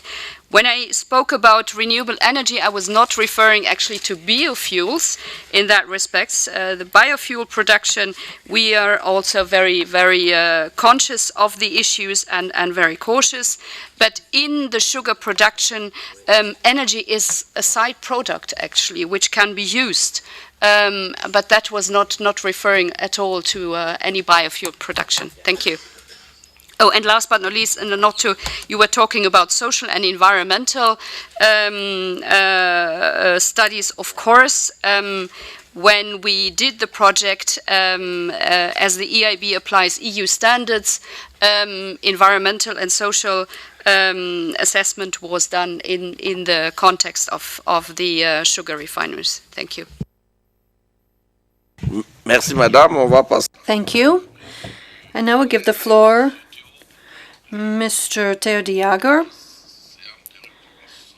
to conclude this question and answer session. The floor is yours. Oui, allez-y. Go ahead, please. Thank you, Chair. As I was not asked any specific question, I would love to also reply on the young lady's question on the environmental issues. It is simply not true that small scale is always environmentally friendly and large scale or industrial means that there's negative impacts on environment. And I want to quote two recent examples which is really a disaster at this stage. The one is the tobacco industry in Zimbabwe, which has come onto its feet again. It is very close to previous production levels. But it's done by small-scale farmers who only use indigenous forests to cure the tobacco now. And more or less 30% of the indigenous forests in Zimbabwe fell victim to it over the last 4 years, with another 10% estimated to be lost in the next year. It's an absolute natural disaster because there is no industrialization in this value chain. And there's no other option for small-scale farmers to cure their tobacco than with firewood. And the other one is in the livestock industry. I recently met with a member of one of our member organizations in ACT, the Agricultural Council of Tanzania. He calls himself a small-scale cattle farmer, but he owns 3,000 head of cattle, and he roams around the southwestern corner of Kenya. Now, when I asked him about his enterprise, and I said to him, but you're not so small. He said, but he had a turnover of less than $1,000 over the last year because he never sells. He does not keep his cattle for commercial purposes. He only uses his cattle when there's a funeral or a wedding. And less than 35% of his total herd is female. The rest are bulls. And he's got a winning average of about 8%. And I went there to look at it to see what arguments we could take forward to COP20 next week in Lima on the impact of the livestock industry in Africa on climate change. Because there is this notion that it is the northern hemisphere and the high pressure of lots of cattle on small areas, which is the main culprits in greenhouse gas emissions. Well, we all know that those emissions actually comes from the mouths of livestock, and like in humans, the older you get, you won't know, the more emissions. But you see, keeping cattle for 10 and 12 years without ever slaughtering him, those farmers are as guilty of emissions as any European farmer who keeps a lot of cattle on a small area. The answer to that is actually the commercialization of those herds. He can still have 3,000 head of cattle, but slaughter 80% of that every 2 years. And keep them younger. This keeping of cattle as a nice to have is really a problem in the livestock industry on the continent. And that's one case where commercialization and industrialization of the value chains could actually assist in also taking care of the environmental, the environment in a much better way than we have done up to now. Bien, merci. Je pense qu'on a des... Thank you. Well, I think we've used up our 20 minutes. Okay, you have 2 minutes, please. I try to be brief and short and just use the 2 minutes. First of all, I cannot speak on behalf of the PSDA. Others can do. But my interpretation is we are very early stage. So the demand for doing this exercise comes from the partner states, because we have an environment that more and more programs are going to be designed in cooperation with private sector, and we are doing it without knowing what our neighbors are doing. So this is the first step. Now the second step is this transparent? Yes, that's why we're here today. All the information we gathered, we took from public sources. You can go your own and dig it out. But we summoned it from public sources and put it together and say, okay, this is what's currently going on, what kind of recommendation we can do out of this. Of course, next steps will be to go in a dialogue with private sector and the partner countries, but the first step still is not yet over to harmonize along and discuss it along the partner states. And this already is a big, big exercise. Don't underestimate. We are here in Brussels, and most of you knew what this means.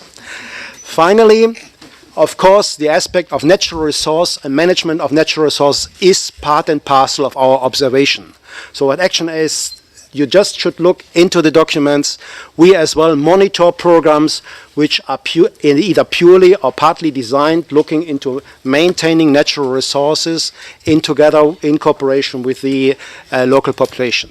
So work in progress, more you can get from a PSDA Secretariat. Thank you very much. Yes, to add one. Sorry, Mr. Chair. Merci bien. Thank you. Very quick, I have to just add this because my role is actually to provide the Secretariat for the EU Working Group on Private Sector Development in Agriculture on behalf of the European Commission and BMZ. And I just want to point out and to add to what Wilhelm Elfring has mentioned, this is a working group which has been set up by European member states and their corresponding line agencies or ministries dealing with agriculture rural development. So this is not a working group which has been set up by the private sector. But the idea is, of course, to coordinate more closely with the private sector. And as pointed out correctly by Wilhelm, the first attempt is to create transparency, and it's basically a mapping of who is doing what and where with regards to development activities dealing with support to private sector development in agriculture. Thank you. Bien, je crois qu'avec cette... Well, thank you. I think with that final comment, we're going to conclude the first part of this panel. And I'd like to thank everyone who's spoken. Their presentations have been relevant and clear. And this is going to help us to draw the most valuable conclusions. The advantage of a briefing like this is that afterwards we can put to use what we've learned from the various speakers. And thanks to the high quality of these presentations, as we close this first panel session, I'd like to ask you to give them all a hand, because they've helped us to learn something and to go away from this meeting with added value. So thank you once again. 10 minutes coffee break. 10 minutes pour le... 10-minute coffee break.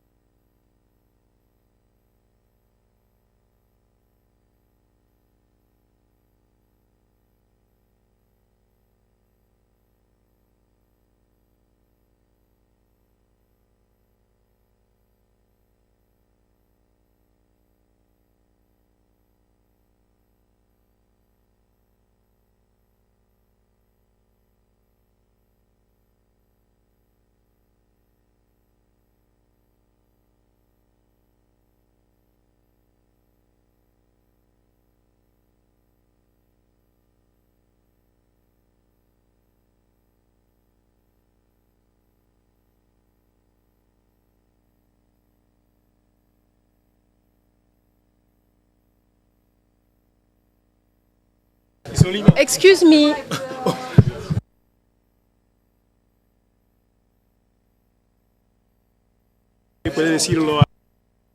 So please, can we take a seat? You keep ignoring me anyway. No. I will remove the coffee breaks, I tell you. Next time, no coffee breaks. Because there is a lunch afterwards, and I have been told that the interpreters, that we thank you very, very, very much, actually. Today we have the interpreters from the European Commission, and they have to leave at 1. So after 1, we will not have interpretation facilities. And because you are late, I'm not ready to do that for you either. So please take all your seat. Your 10 minutes is up. And may I introduce the chair for the second panel, Professor Eric Tollens. You all know, I mean, emeritus professor. He's also the chair of the board of CTA. And extensive knowledge. I think your papers are ranked top 30 in the world. Don't talk yes, about that. I saw I'm that emeritus. recently. I did. Don't so talk I about was that. really, I talk to you like if we were colleagues when actually I should be able. Yeah, Okay. I mean, CTA has an executive board, 3 members from Europe, 3 members from ACP, and I was elected chair of that executive board. And it is an executive board. It's not a consulting or an advisory board. It is an executive board. Anyway, my main job, and I was not planned to be chairman here, but this has happened before. So I always need to be prepared. My main job will be to be timekeeping, of course. If you have to have questions before 1 o'clock, because at 1 o'clock our interpreters cannot function anymore as is usual. I mean, that's their fundamental right. Okay. The second part is about scaling up successes through transformative partnerships. Scaling up successes, learning from successes. We have 5 speakers and 2 from the private sector. That's very good. I will start with Eugenia Serova. She's director of the Rural Infrastructure and Agro Industries Division at FAO.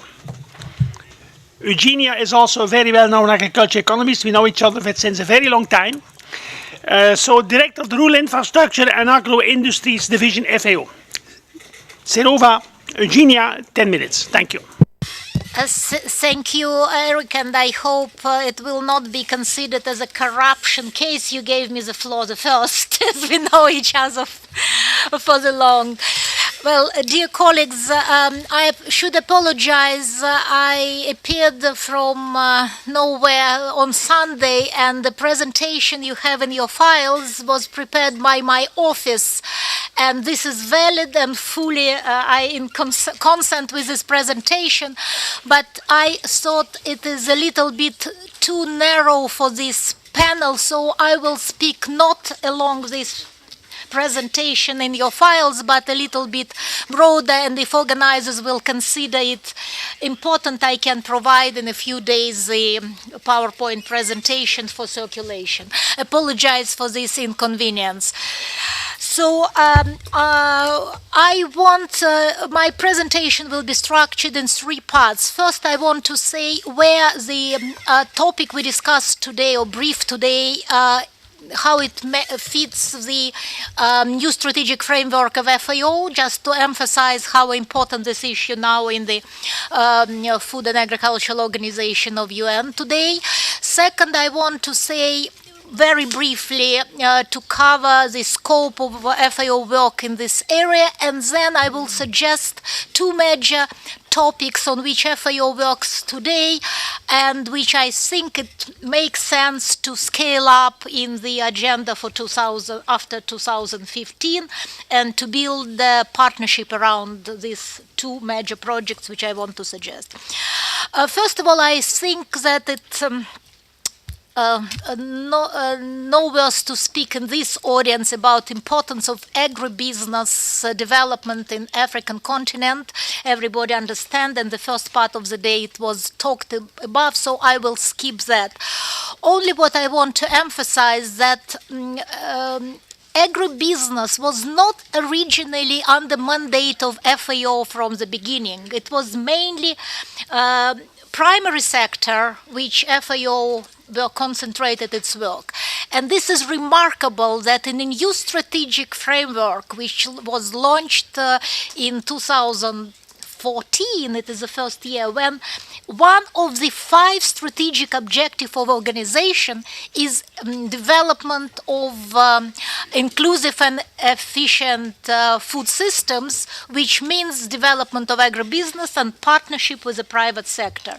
So I want to bring to your attention, it's a remarkable change in the mandate and strategy of organization. We need to remember that. Second, as majority of development community in this world, FAO also developed its strategy on partnership with the private sector. We last year we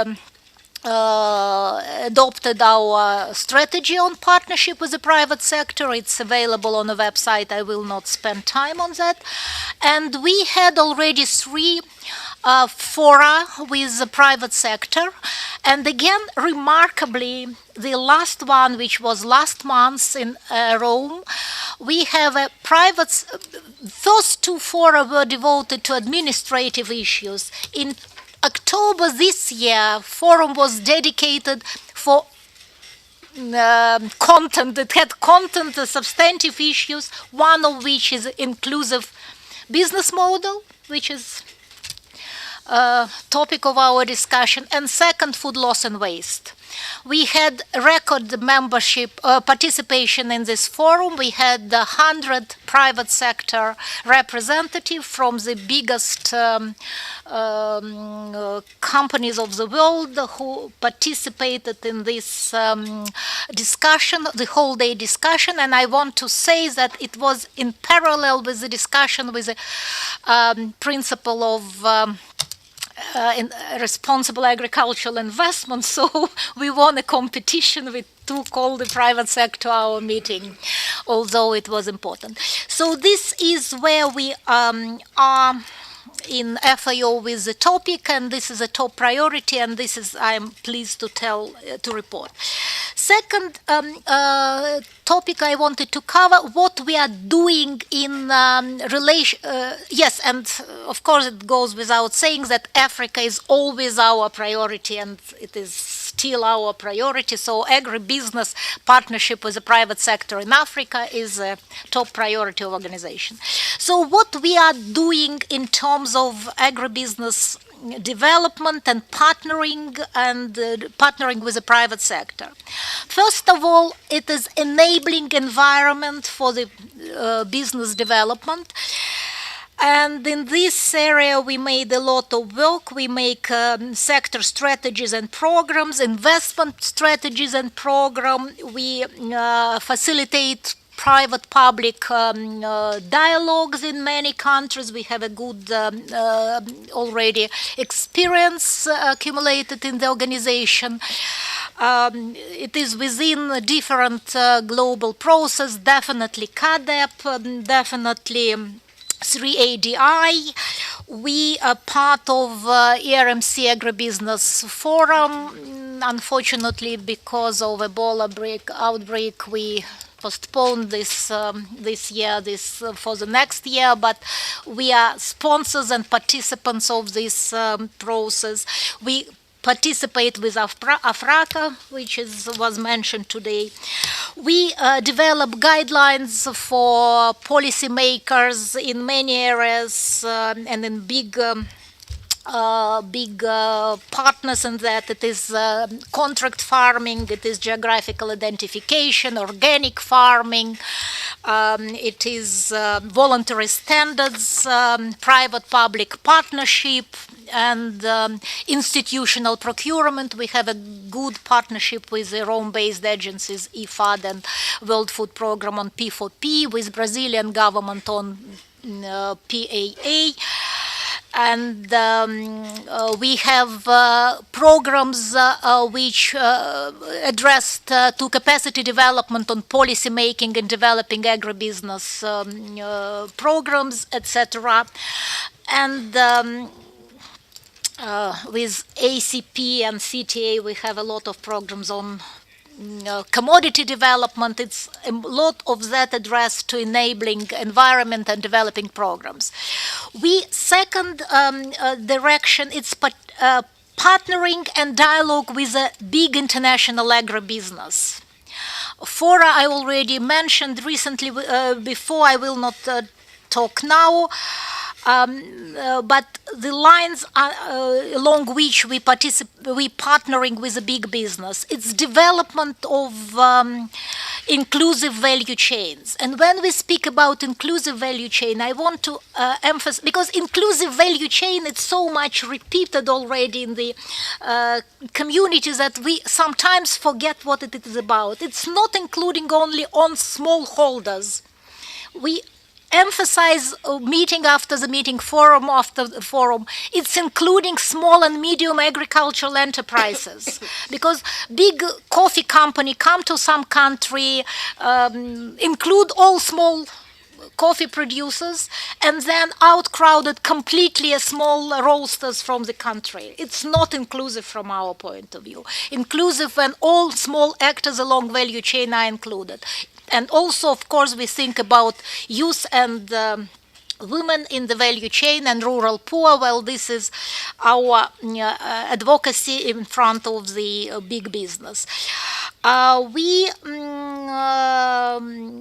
And the last forum made a statement, which is also available in our website. I will not spend time for that. The third, our area of work with the private sector, it's support of national agribusiness and in particular small and medium agricultural enterprises. It's entrepreneurial capacity development, support of farm organizations, including cooperatives, of course. It's a well-known strength of the organization for a long period of time. It's education on areas which I already mentioned, geographical identification, how to comply with voluntary standards and food safety standards, reducing losses along value chain, especially post-harvest losses, etc. The fourth direction of our work is trade support. And trade support, we are quite different from the well-known trade organizations of WTO and others. We support countries to comply with requirements of the trade agreements. Unfortunately, we do not work yet well with African continent on that, but we have plans to expand this area. We are mostly in Latin America and ECA region on that, but next biennium we will shift to Africa, and we are looking for partnering. We spoke with African Union already about that, who is very much interested in that. And the last one, it is investment support of public and private investment in member countries in developing agribusiness. And here already was mentioned, FAO supported development and adoption of principle of responsible agricultural investment. This is now we will be involved in implementation of this process and partnering with all UN organizations and other stakeholders. We had already several years adopted and now implementing voluntary guidelines on tenure, land tenure and other natural resources tenure, which also related to investment.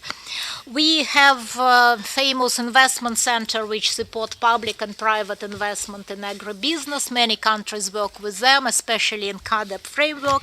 We participating with Rabobank in three countries in the African continent, and under patronage of Queen Maxima, Dutch Queen, on these three Rome-based agencies develop financial programs. So this is what we are doing. Along all of that, I think we have something which it is time over, but organizers told I have 3 more minutes. Sophisticated. Well, I have 3 minutes. So 2 major programs which I suggest for partnering and development in and scale up with partners. FAO alone definitely cannot do it in the future. First, it's agribusiness and value chain development on the African continent.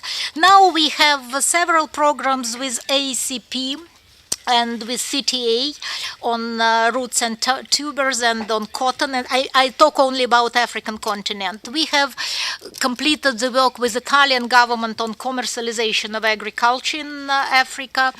We have, including Africa, we have P4P and PAA, this institutional procurement in African continent. And build upon that, what we need to do, I think, what is a potential development. For the next biennium or midterm period, I think we need to concentrate, to focus on a number of countries, because now we are very much dispersed. We're doing that in many countries, something here, something there. We lose impact.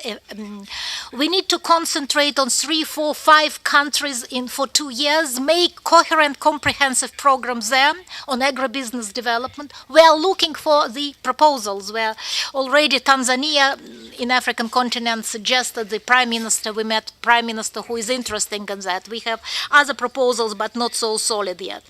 We should approach different crops and livestock products. We need to commercialize staple products, not only export products, and commercialize this. We need to work more with the farm organization. We need to develop institutional procurement, work with the small and medium agricultural enterprises. We need to concentrate on high value added crops. Just it is organic, it is geographical identification, and also it is in our plans, it's to go to the greening of the value chain.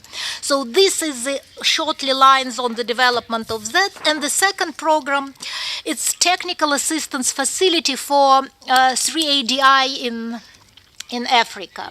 We already currently, as I said, developed already business plan, concept and business plan. This is a project developed together with UNIDA and African Development Bank. IFAD is approaching already us. We have discussion with European Commission on that. It's under discussion.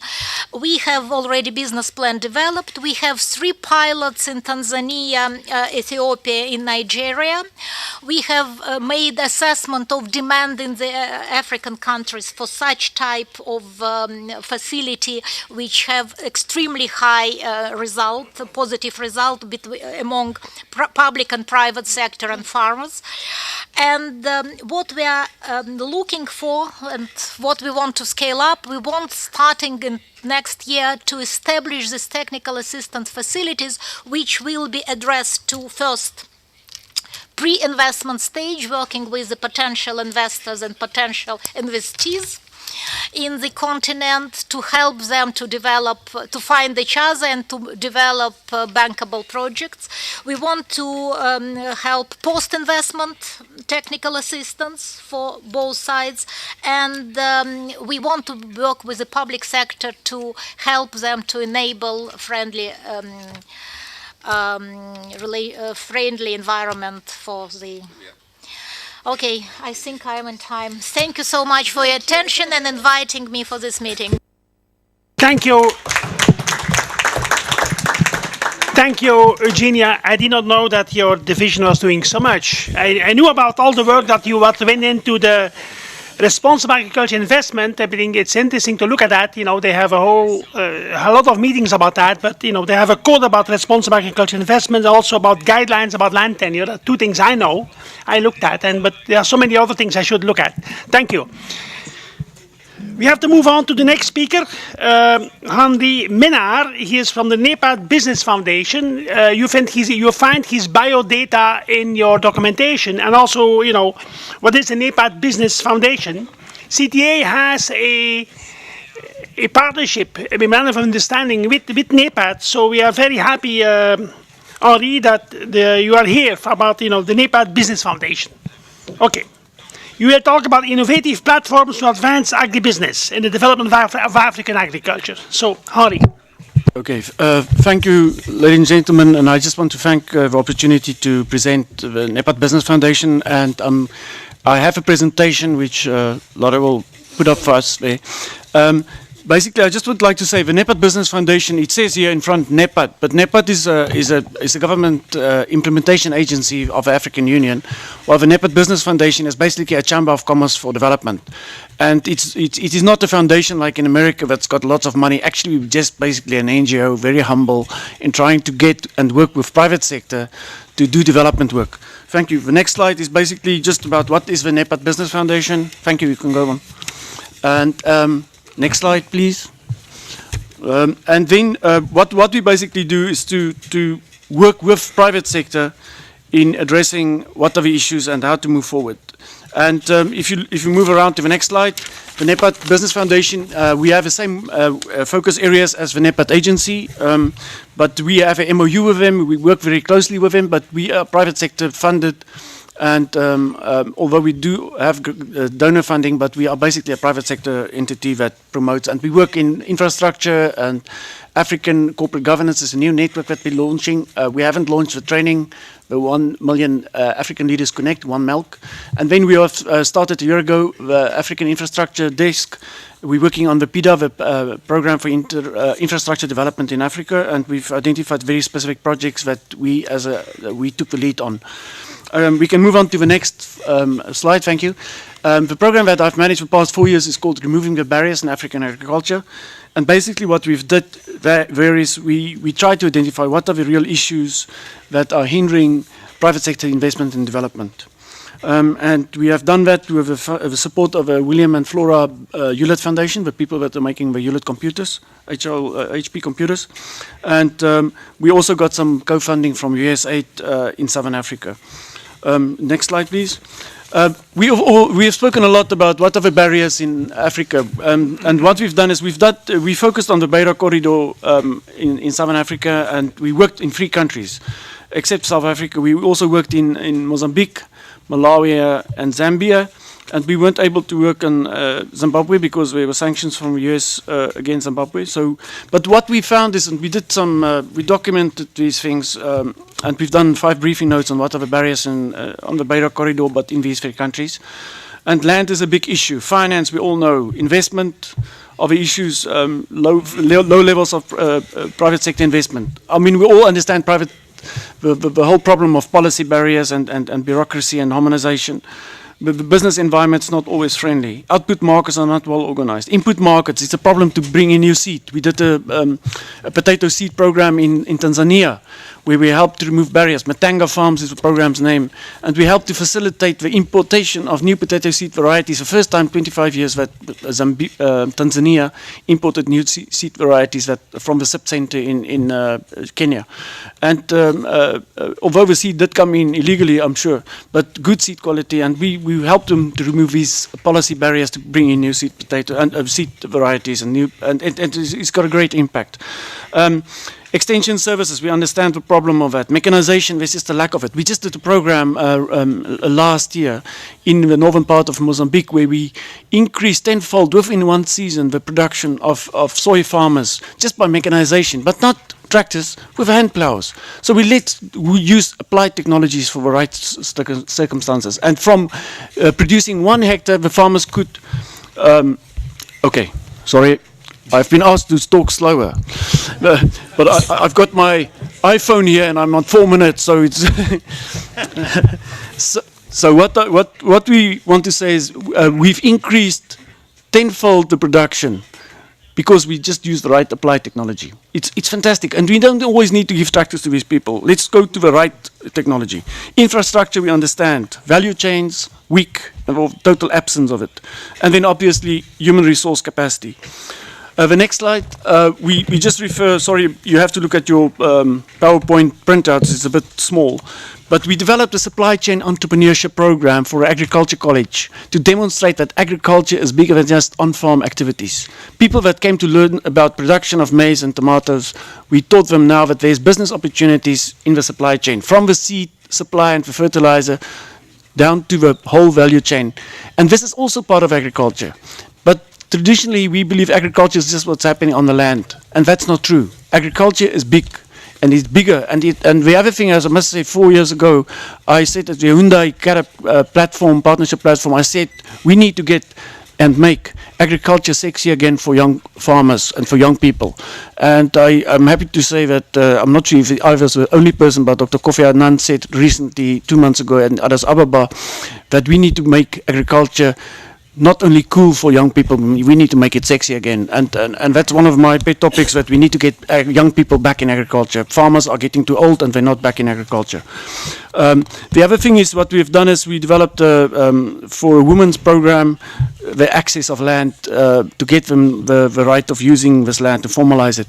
We also worked with agriculture promotion agency in Mozambique to capacitate them and to attract private sector investment.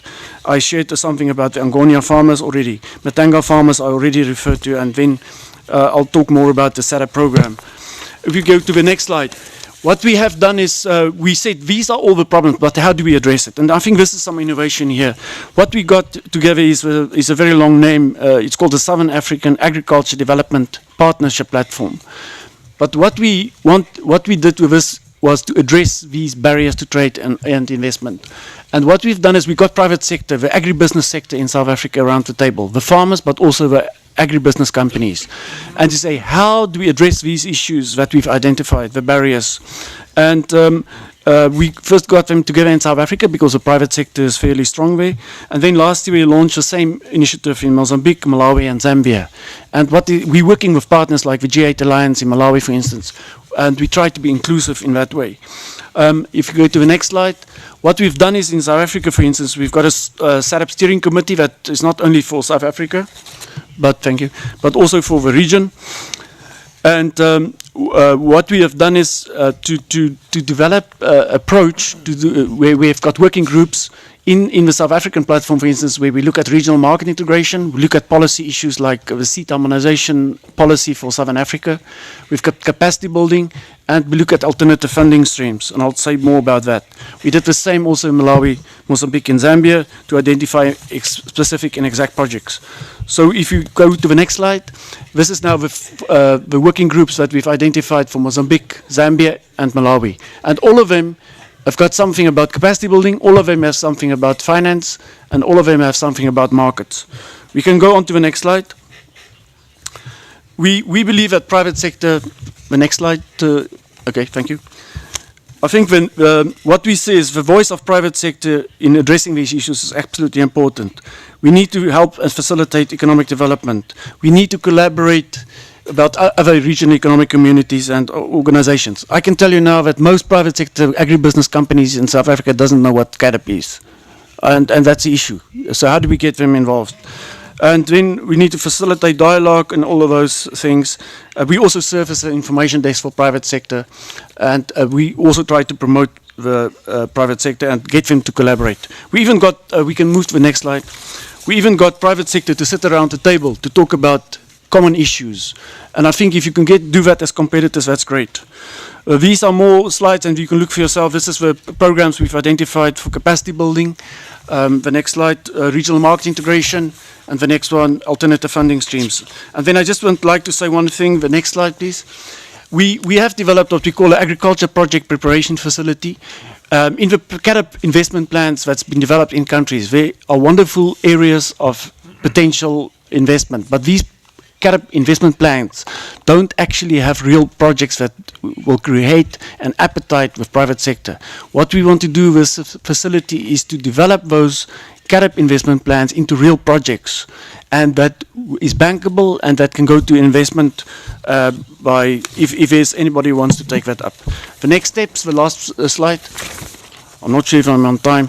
But anyway, the next steps, what we want to do is we would like to take this Removing the Barriers program with the initiative of this platform we created, and we want to take it to the rest of Africa. We've just applied for funding to do this in East Africa. But basically what we want to do is we also want to roll out the agriculture project preparation facility that we just spoke of. We also would like to bring the private sector's voice into the policy debate. We want to replicate and expand this, as I've already said. We want to scale up our pilot projects, and we want to share that in Eastern Africa possibly first. And we want also to obviously to support our organization's institutional capacity. Ladies and gentlemen, thank you for listening, and sorry for the speed to the translators. Merci beaucoup. Thank you, Henri. I know your turbo was switched on, and I must excuse from the chair here to the translators. I know they suffered a little bit, but anyway, the next speaker will do better. You said cool is sexy. That's important. Make agriculture sexy again. A theme for the next CTA briefing, maybe. How to make agriculture more sexy. I don't know who we are going to invite as speakers, but anyway. We move on to the next speaker, which is Daniel Gatt. He is an entrepreneur in the real sense of the word. I mean, I know he was working in telecommunication, United States. He is from Ethiopia, and he went back to his country, created a farm, Omega Farms, a big farm, mainly producing vegetables for export, quite successful. So he is going to speak about successes from the African private sector and development of agribusiness. You know, Ethiopia, 20 years ago, it was a dirt-poor country with a lot of food insecurity. You remember the Band-Aid? Today, Ethiopia is one of the 7 fastest countries in the world, you know, growing at 10% or more per year.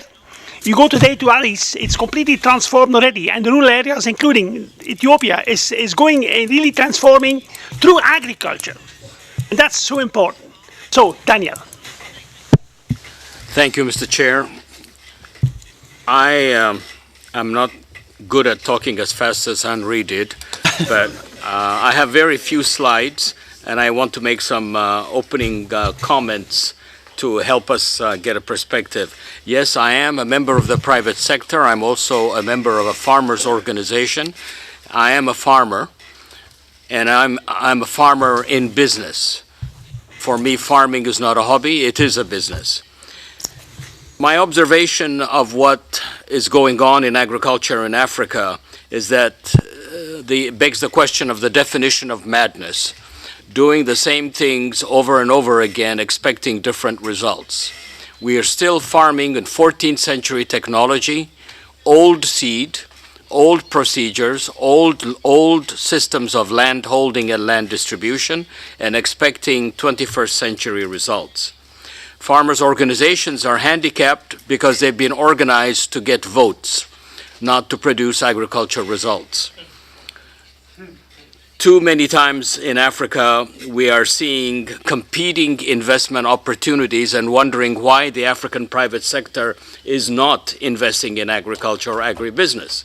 It's quite simply, the good results you're talking about in economic development are more attractive in investing in infrastructure projects and working as a private sector actor by buying bulldozers and machinery and factories for textiles than to invest in agriculture. And real estate. Real estate, exactly. So what are our colleagues in the private sector saying? Why should I go work in an area where nobody seems to get rich? If you go all over Africa and look at the buildings and the factories that are being built, very few, maybe less than 10%, are being built by successful agriculture company owners. So given this background, I was one of the members of the team in the Malabo conference, and I was heartened by the heads of state accepting the challenge that we put in front of them to implement a $500 million fund. It is part of the declaration. You can read it on page 6, Article 3, or I think it's page 3, Article 6. It actually clearly states that member states will raise $500 million by contributing to this fund, specifically as a private equity fund for projects in Africa with the private sector. So, first slide. The engagement models we have been discussing are the definition of madness. The comment from ActionAid, I don't know if it's the first time the private sector is in publicly agreement with ActionAid, but I have got to tell you it was a spot-on comment that we all need to pay attention to. Having smallholder farmers work as outgrowers in the outgrower schemes or contract farming is not the way out of poverty.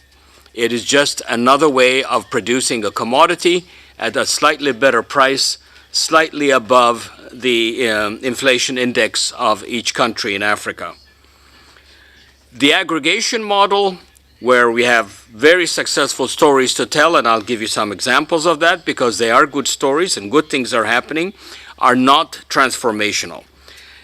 I am suggesting and proposing and challenging you all to start seriously considering a transformational equity building model based on long-term investment, patient capital, and catalytic investments. Let me quickly give you a few quick run-through of examples of projects or companies that are working with smallholder farmers that are making a success of it. Guts Agro in Ethiopia is buying production from smallholder farmers at very large numbers, mostly for the production of RUSF for the World Food Program. Akos is an Italy-based company buying from smallholder farmers. Safari Fresh in Kenya has a company called Indu Farms where farmers are growing beans. Moyo Nuts and Seeds are supplying nuts and seeds to CDI, the Clinton Foundation Development Initiative. Rwanda Farmers Coffee, it's self-explanatory. There's also Heineken and Diageo working with smallholder farmers in Ethiopia in significant scale, not large scale, but significant scale.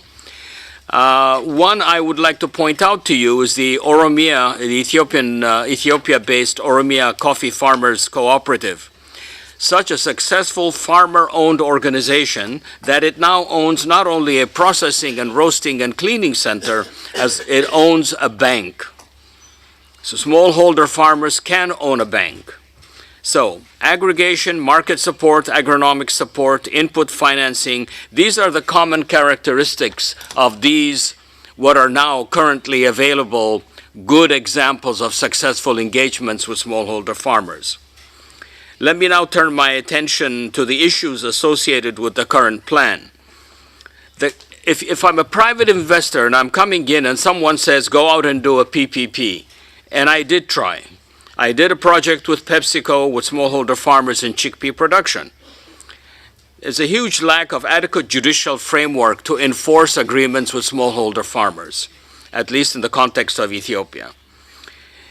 This business model creates a requirement for additional staffing, which is a cost to the investor, additional training of the smallholder farmers, etc. Very little government support in some jurisdictions. There are policy issues that make it very difficult to proceed. Then we come to our development partners. You're not clear about the rules of engagement with the private sector. Sometimes private sector is a dirty word, depending on which corridors you walk into and say you're from the private sector and people duck into their offices. Getting development partners engaged or coming from a farmers organization, it takes a very long time to understand the forms, the procedures, and understanding which offices you navigate through to get funding. When funding is approved, disbursement of the funds takes a very long time, and as a business, time is not your friend. So what am I proposing that we do differently?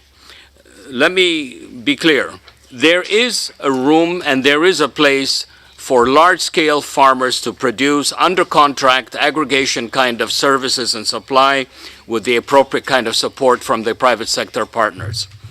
But it is not the end-all and be-all. We want farmers to be rich. We want farmers to make a better living than they are today above the poverty line. The traditional value chain you see on the first line in this transformational approach is what we have typically seen in agriculture. We are proposing at this time a nucleus farm approach where we shorten the value chain by including more services in the front end and back end processing of the whole system. One of the things that we discussed at the CTA conference in Nairobi, and a fantastic conference that it was in revolutionizing agriculture finance, was the issue of the banks. Banks in Africa, in some cases, are asking for up to 38% in interest rates. When you have to give your firstborn child as a collateral and pay 38%, agriculture doesn't make sense. So what is attractive about that?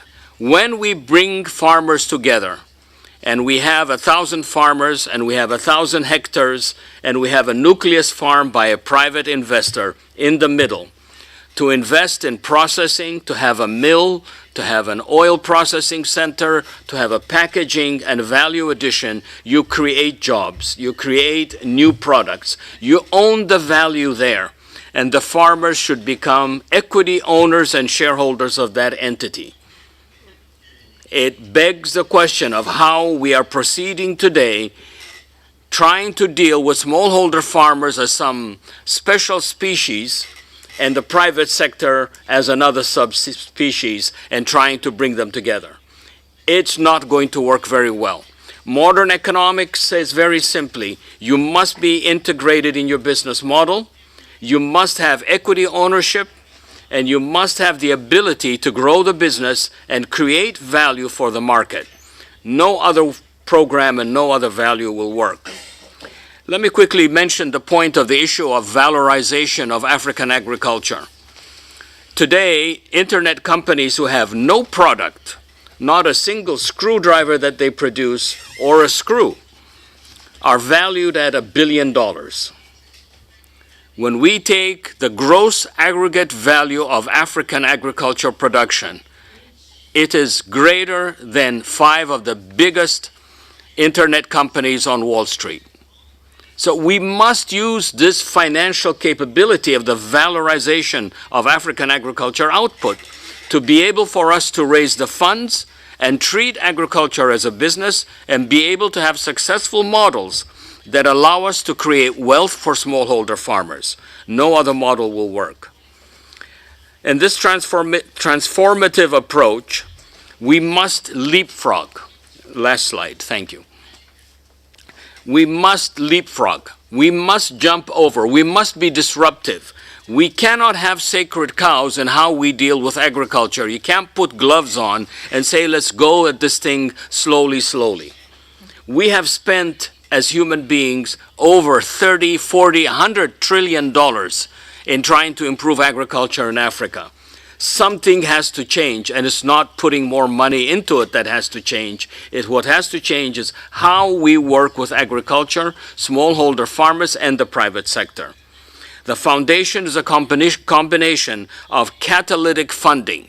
You've got to put the money on the table. You can't say we're going to debate and argue and discuss whether we should give it to the private sector or to the farmer organization.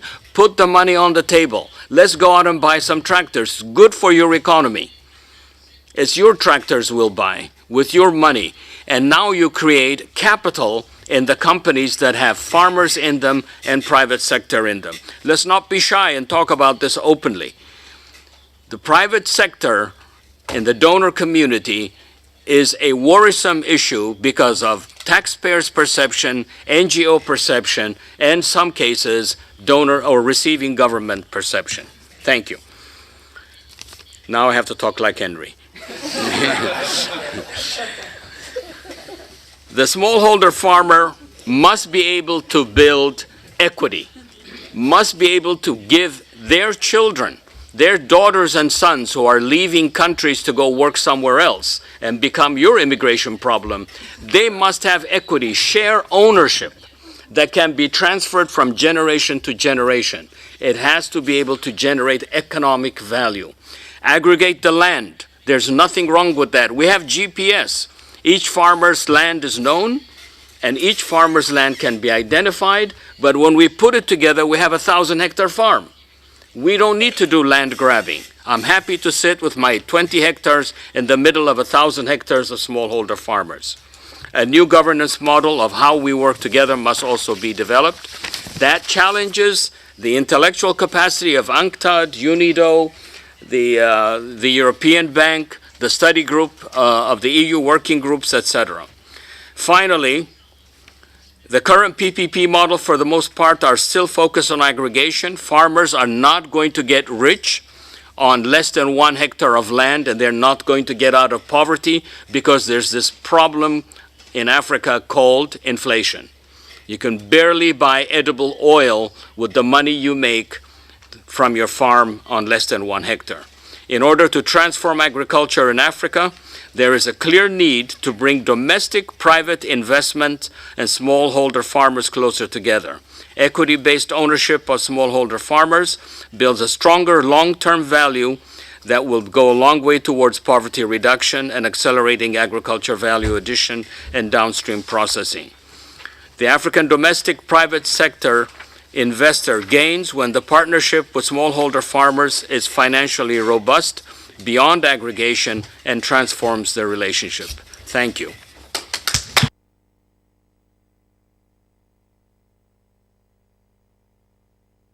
Thank you, Daniel. I think you'll all be impressed by this voice from somebody who is a farmer. I understand, Daniel, that your next challenge is to create your bank in Ethiopia, and your bank with patient capital. I just want to remind the people here that, you know, the biggest bank in the Netherlands is Rabobank. The biggest bank in France is Crédit Agricole. They were all farmer banks, you know. The biggest bank in Belgium was Credit Bank. It came out of the Raiffeisen system, the German system of the Raiffeisen banks. So, yeah, Daniel, think about your next bank, okay? Good, thank you for this very, I would say, innovative, very, well, a bit controversial ideas about, but, you know, it built on experience. And that's what's important here, somebody with the experience of setting up a farm from scratch, working with smallholders, and becoming successful. So, we have to move on to the next speaker, our last speaker today, which is Martin Merkel from Bayer Crop Science, the big multinational. They have big operations, I know, in Belgium in plant biotechnology, and maybe Martin, you can talk also a little bit about, you know, agroecology. The question was asked by the young lady from ActionAid about agroecology. I know asking you to talk about agroecology is a bit like asking the devil to talk about sainthood. But anyway, okay, you have the floor. Okay, good afternoon, everybody. Happy to be here. I can talk about anything, but not within 10 minutes. That's my challenge. Yeah, so I'm going to continue to bring in a different perspective, the one of a multinational company. As already explained, Bayer Crop Science is one of those big crop protection companies, which also has a significant seed portfolio. So we're in particular strong in rice, cotton, and vegetable, all seeds which are clearly relevant for Africa. And I'm going to give the private sector perspective, which may differ from some of the things which were said earlier, and I apologize already for maybe causing some disturbance here. So next slide, please. We love disturbances. Okay, so title is Linking Agribusiness Supporting Sustainable Development Partnerships in Africa. I think somebody should sit next to the computer and because I have a lot of slides to go through. Okay, I will explain to you why smallholder farmers are a strategic customer segment for us in the next slide. I mean, this was basically our analysis done 3 years ago when we did a complete revision of our Africa strategy and identified 3 major customer groups, smallholders being one of them, of course being the most demanding and complex ones. And basically the needs which were characterized on the left-hand side, I think, are pretty much in line what was said earlier. I mean, it's not just inputs, it's about financing, it's about know-how, machinery, etc. And the way to address this, this is basically our strategy, is really by going into corporations long-term with a systematic setup, which means that addressing the smallholder segment, we as a company really decided to very much go into the concept of forming partnerships. And what is important to mention is that from a private sector perspective, a partnership can mean both private and public-private partnerships. And one of the things which are really important for us to understand right now is the advantage of either model. So because private of course can have specific benefits over public-private. So what we did is basically following the strategy, we developed almost 20 partnerships in the last couple of years, and we clustered them into demonstration and training centers, which were both private or public-private. Private include demonstration farms with companies like John Deere or Echo. We have food chain partnerships, which is a model I will present in my presentation, which is strictly private. And then we have ag development projects, public-private partnerships, which I will also present. What you see here is basically the dynamics we are observing right now in Africa. So following this strategic review 3 years ago, we did a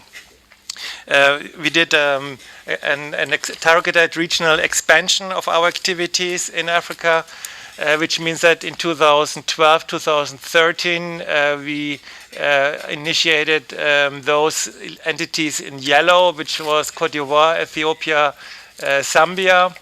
This year we started to have legal entities in Nigeria, Angola, and Tanzania.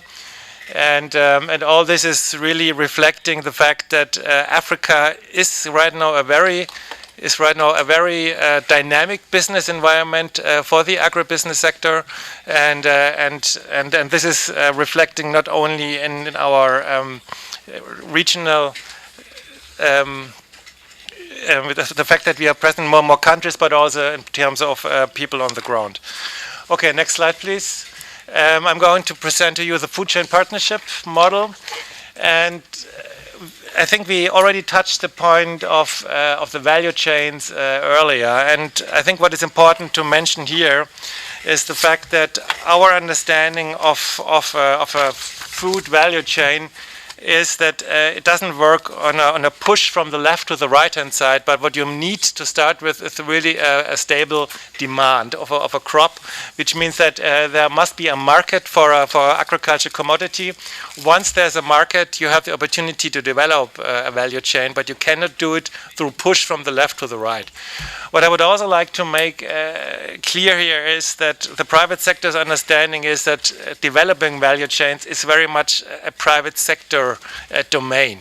There's a lot of discussions in the development agencies in the world about developing agricultural value chains, but in the end of the day, the economics must be worked out by the private sector, and that's really something which the private sector has learned to do over the last 10 years. So this is one example of a thing we are doing in Kenya with a company called Indofarm. You mentioned that before.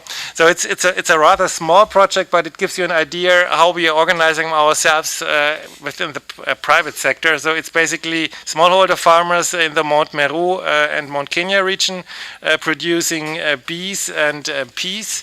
And what we did is, there was a clear problem in the sector because of the price volatility, the fact that they were not able to produce the quality which was needed, and that they simply didn't understand how to produce the crops.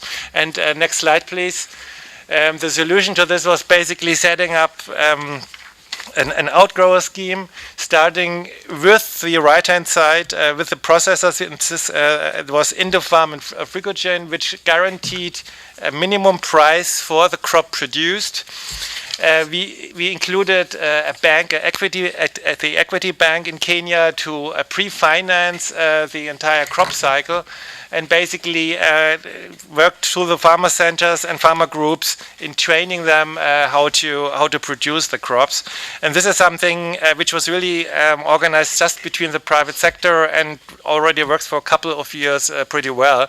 And that's one of the project where I would really suggest to take a look at in terms of upscaling and looking for opportunities how this can be extended to something much bigger. Okay, next one is a public-private partnership, Potato Initiative Africa. Next slide, please. It's one of those German food partnership projects. It's an initiative which was started in 2012. It's targeting 2 countries, Nigeria and Kenya. Right now we are only involved in Kenya. It really targets the entire value chain and tries to address the weaknesses of the value chain in this segment. Potato production in Kenya is very much a smallholder-driven market segment, and this is what's targeting. There are a number of machinery companies, German, and those are the partners in Kenya. You have the SIP, you have the National Potato Council, and all that. So there are a couple of things which are addressed. One of the things are seed potatoes. We heard about seed potatoes already earlier.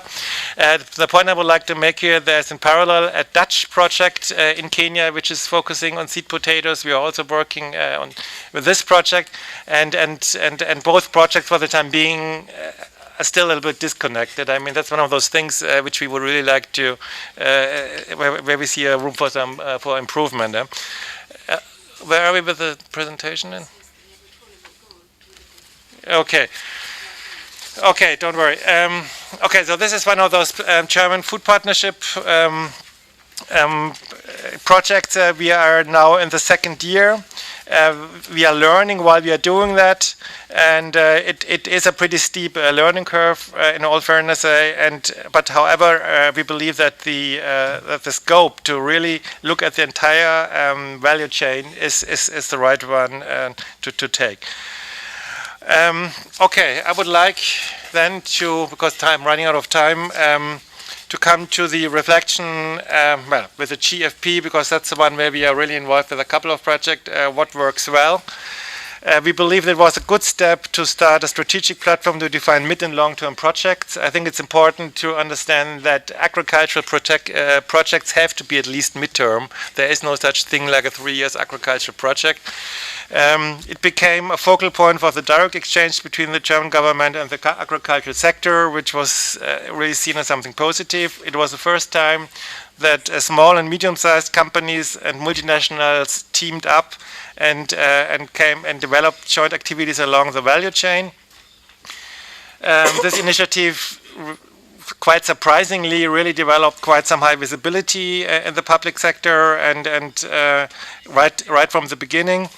And it's one way for a joint learning, because that's something we need to say clearly is when we talk about public-private partnerships, we are still at a rather early stage, and it's really important to have a joint learning, to really gain some experience and to understand what goes right and what doesn't go right. Where was the room for improvement according to our understanding? Starting with a high level of complexity. Already in the conceptual phase, so there is a perception in the private sector that public-private sector partnerships are heavier and more difficult to manage than private-private partnerships. It needs to be said that, of course, there was a lack of experience by many of the private sector participants to develop those mid and long-term PPPs. And I also would like to make the point that public-private partnerships are not an established business model for the private sector for the time being. It's really an area where we believe it's worthwhile looking in, and we are really willing to gain experience, but we couldn't really make a clear business case out of that at this stage. An intrinsic problem of public-private partnerships, of course, are diverging interests of the participants. One critical issue is expectation management versus internal and external stakeholders. That's a challenge we honestly don't see with private-private partnerships. Managing expectations is not such big of a deal. what is important is that NGOs need to be somehow involved. I think in Germany it was really underestimated what big of a challenge it was to really deal with this NGO dialogue. And right now there's a really intensive campaigns against this kind of cooperation. And that's something which really needs to be built in right from the beginning to make sure that those things are not going into a direction where they shouldn't be. You know? And what was also a challenge was that integrating everything into the local value chain, which brings me back to the first point, everything needs to start with a pull. Yeah? So there must be a demand for a given product in the market, and then you can start building a product around. Consideration for European partnership framework, I mentioned already earlier. As a multinational, we sometimes struggle with those bilateral projects because we believe that the topic is bigger than that. And we would really like to see a European perspective, get different national programs linked and really look for synergism. Oh, here's the right person to look at.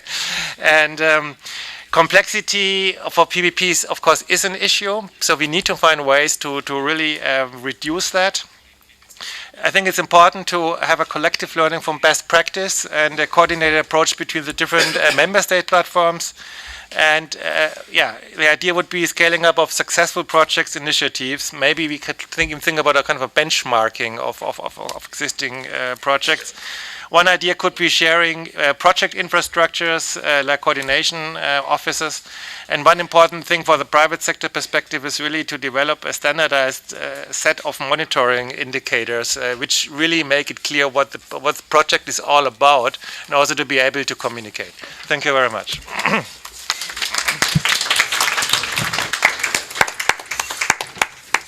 Thank you very much, Martin, for a very rich presentation. There was so much to discover in your presentation.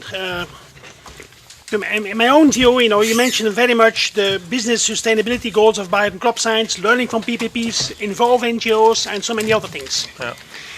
I also welcome Jean-Pierre Halquin here at the front table. He is the head of the unit for food security, nutrition, rural development, agriculture, environment, and climate change. Quite a lot. I don't know how he manages all that, but he is here, and he, it shows that these Brussels briefings and CTA are important. I'm going to give him the floor, but given that we only have less than 10 minutes remaining before the translators cut us off. Sorry. Professor, we have a speaker. Oh, sorry, we have one more speaker. Sorry, it's not on my list here. So I probably have yeah, the last one. It's the list I received 1 week ago. So, yeah, sorry. Yeah. Yeah, we have one more speaker. Sorry. Carl Shebesta, he is the chief of UNIDO, the agribusiness development unit, and he is going to speak about PPPs, upscaling agribusiness successes in Africa. So, Carl. Thank you very much. You see, in 1 week, the public-private partnerships are developing very fast. I was the one looking at the one they had in recent years, UNIDO stepped up the dialogue with and cooperation with the private sector and the financial institutions and civil societies, leading finally to the why? What's here? There are some missing.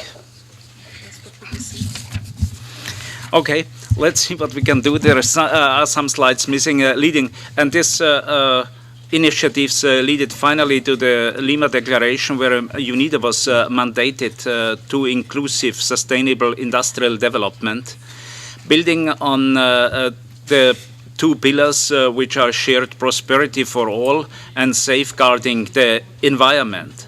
On the core of this initiative are partnerships leading to finally agreements and joint activities which we have there. Sorry, I don't know why it's green here.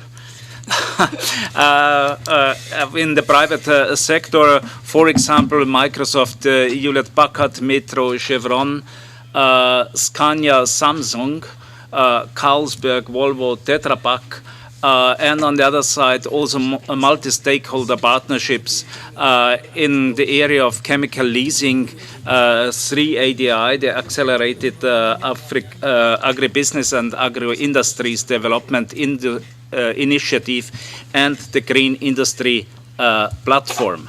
The models have different categories with shared technical implementation, business partnerships, and the three I'm focusing today is our initiatives and innovative approaches through the 3ADI, chemical leasing and green industry. The 3ADI initiative is based on the Abuja Declaration and addresses the agribusiness value chain, food security policies, financing and trade, and is a joint initiative with FAO and IFAD, as already introduced by Eugenia, especially targeting the technical assistance facility. It is also consistent with the AIDA and the LDC plan of action from 2009. This initiative leverages the current attention to agriculture for development in selected countries to accelerate the development of agribusinesses and agro-industries sectors to ensure value addition to the agricultural products. It supports a well-coordinated effort to share knowledge and harmonize programs in ways that capture synergies, avoid fragmented efforts, and enhance developmental impacts. I think we heard already today several times about the problems of fragmented efforts. And on the other side, through the technical assistance facility, support investment programs that will significantly increase the proportion of agricultural produce in selected countries that is transformed into differentiated high-value products. Through this initiative, we are aiming to maximize the impact, starting in the cycle from the project identification, the programming, the negotiations with the public and the private sector partners, development financial institutions, and so on, and come finally to the loan and grant agreements, the implementation and the monitoring. All these different steps are done jointly with the partners, whether they are private or public. The expected results of this initiative are enabling policies and public goods, value chain skills and technologies development and transfer, post-production institutions and services, and of course reinforced financing and risk mitigation mechanisms. And all this are linked into value chain maps. When we think about this initiative, we also have to think what to do after doing a project which is normally around 1 to 5 million or 10 millions, but then at the normal stage we end there. We need to upscale these initiatives and align to the national strategy, to the partners program and the strategies, and therefore we developed the partnership country programs initiative based on our ISID approach, following as a next step our technical projects and programs. This needs to elaborate on the synergies with the partners through their National Industrial Development Commission to the National Task Force, and on the other side UNIDO's Task Force, showing and creating strong ownership by the country and not ownership by the supporting and facilitating organizations like UNIDO. As an initiative or as a model, we are for upscaling now through the second ISID forum, which was just held last 2 weeks ago. Ethiopia and Senegal were selected as first flagship programs for such an upscaling initiative. Both countries have their industrial development strategy ready. I'm just talking here the case of Ethiopia, with the vision to become a mid-income country by 2025 and create 780,000 jobs until this time. With our support, we identified the sectors to be addressed based on the assets and the opportunities given in the countries.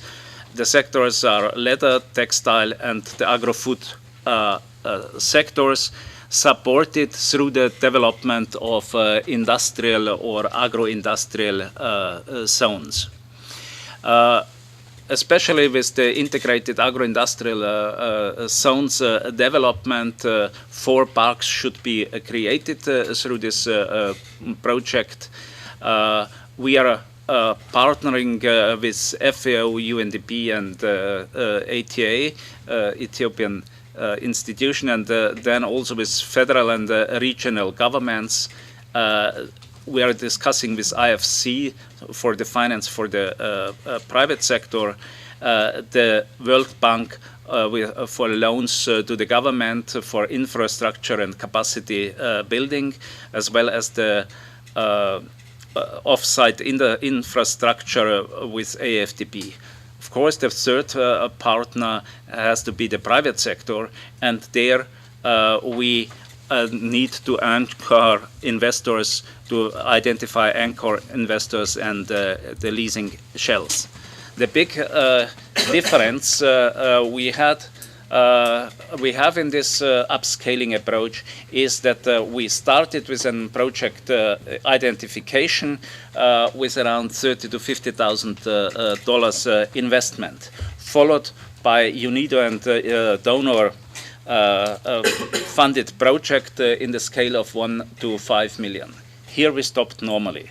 In this initiative, we are going up to further to scale up best practices, and this initiative is intended to have around 400 million investment for Ethiopia. The initiatives and the support, which is then implemented by the organization, by UNIDO, will have a scale of around 20 to 30 million to have a proper model case which brings up lessons learned for further development. Same we have with staple crop processing zones in Nigeria, where we developed the business plans for 6 different zones. Very similar approach, where I just click through with the partner support, World Bank, Department of International Development, IFAD, GEMS, USAID, and as a different partnership initiative, the chemical leasing has now, which was developed more or less in the chemical industry, has now a spin-off for the agricultural leasing. We had a first pilot project in Sri Lanka with the idea that the utilization of chemicals, whether fertilizers or pesticides, are managed by professionals and not just left to smallholders which are not educated. And the basic old model was having more, selling more, expecting more. When we do the proper utilization, we save money and come up with better results. And the third one where I'm referring also to the website, is the Green Industry platform, where also initiatives from the industries or heavy industries, including also pharmaceutical industries, spill over to agribusinesses and agro-industries in order to secure efficient use of resources as a source for better income generation and saving money. Thank you very much. I hope I stayed somehow in time.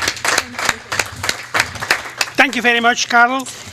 We know UNIDO is doing a lot in the area of agribusiness. I remember 2 years ago, I think you put out a very big book, 600 pages on agribusiness development in Africa. Yeah. I knew about it because I was a reviewer for the book. I had to read through the 600 pages. Okay, so I think it's on the website of UNIDO also. Yeah. It's on the website, yeah, thank you. So I think now we have 15 minutes for questions and answers from our speakers. So let me first of all thank our speakers, of course, but questions. It's time for a question now. Yes? Isolina, you're going to help me? Okay. Yeah. Nigeria first. The biggest economy in Africa always comes first, eh? Okay. Thank you.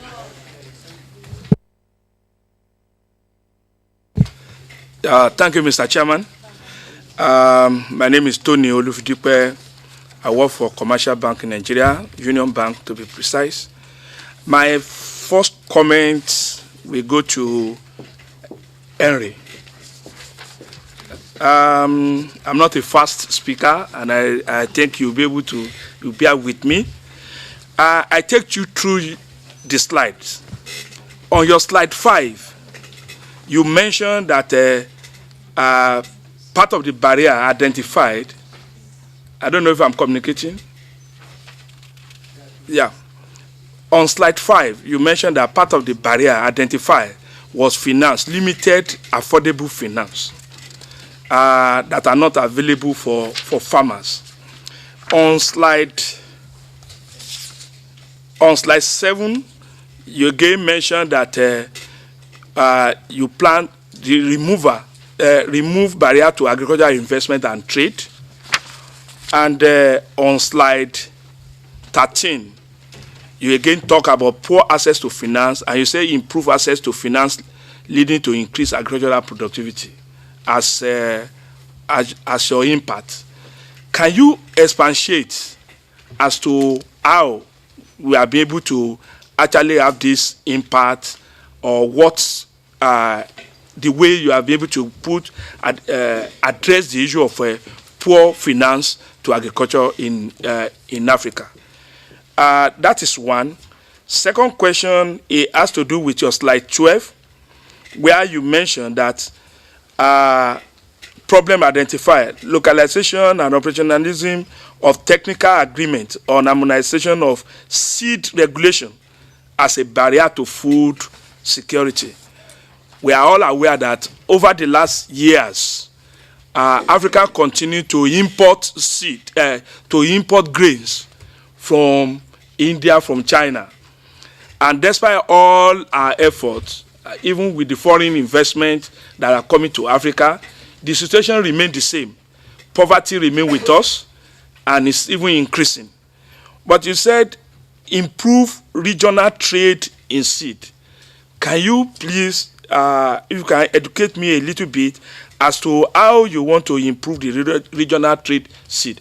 In particular, I tell you that Nigeria brought out the issue of seed in the last 3 years, and we are producing a lot of seed, improved seed now, which are available for even export now. Maybe there is a way we can link up to see how we can give improved seed to even West African region. Thank you. Thank you very much. Of course, seed, you know that in the ECOWAS region, seeds can move freely, because that's one of the essence of ECOWAS. Anyway, we have a question from somebody from the Common Fund for Commodities.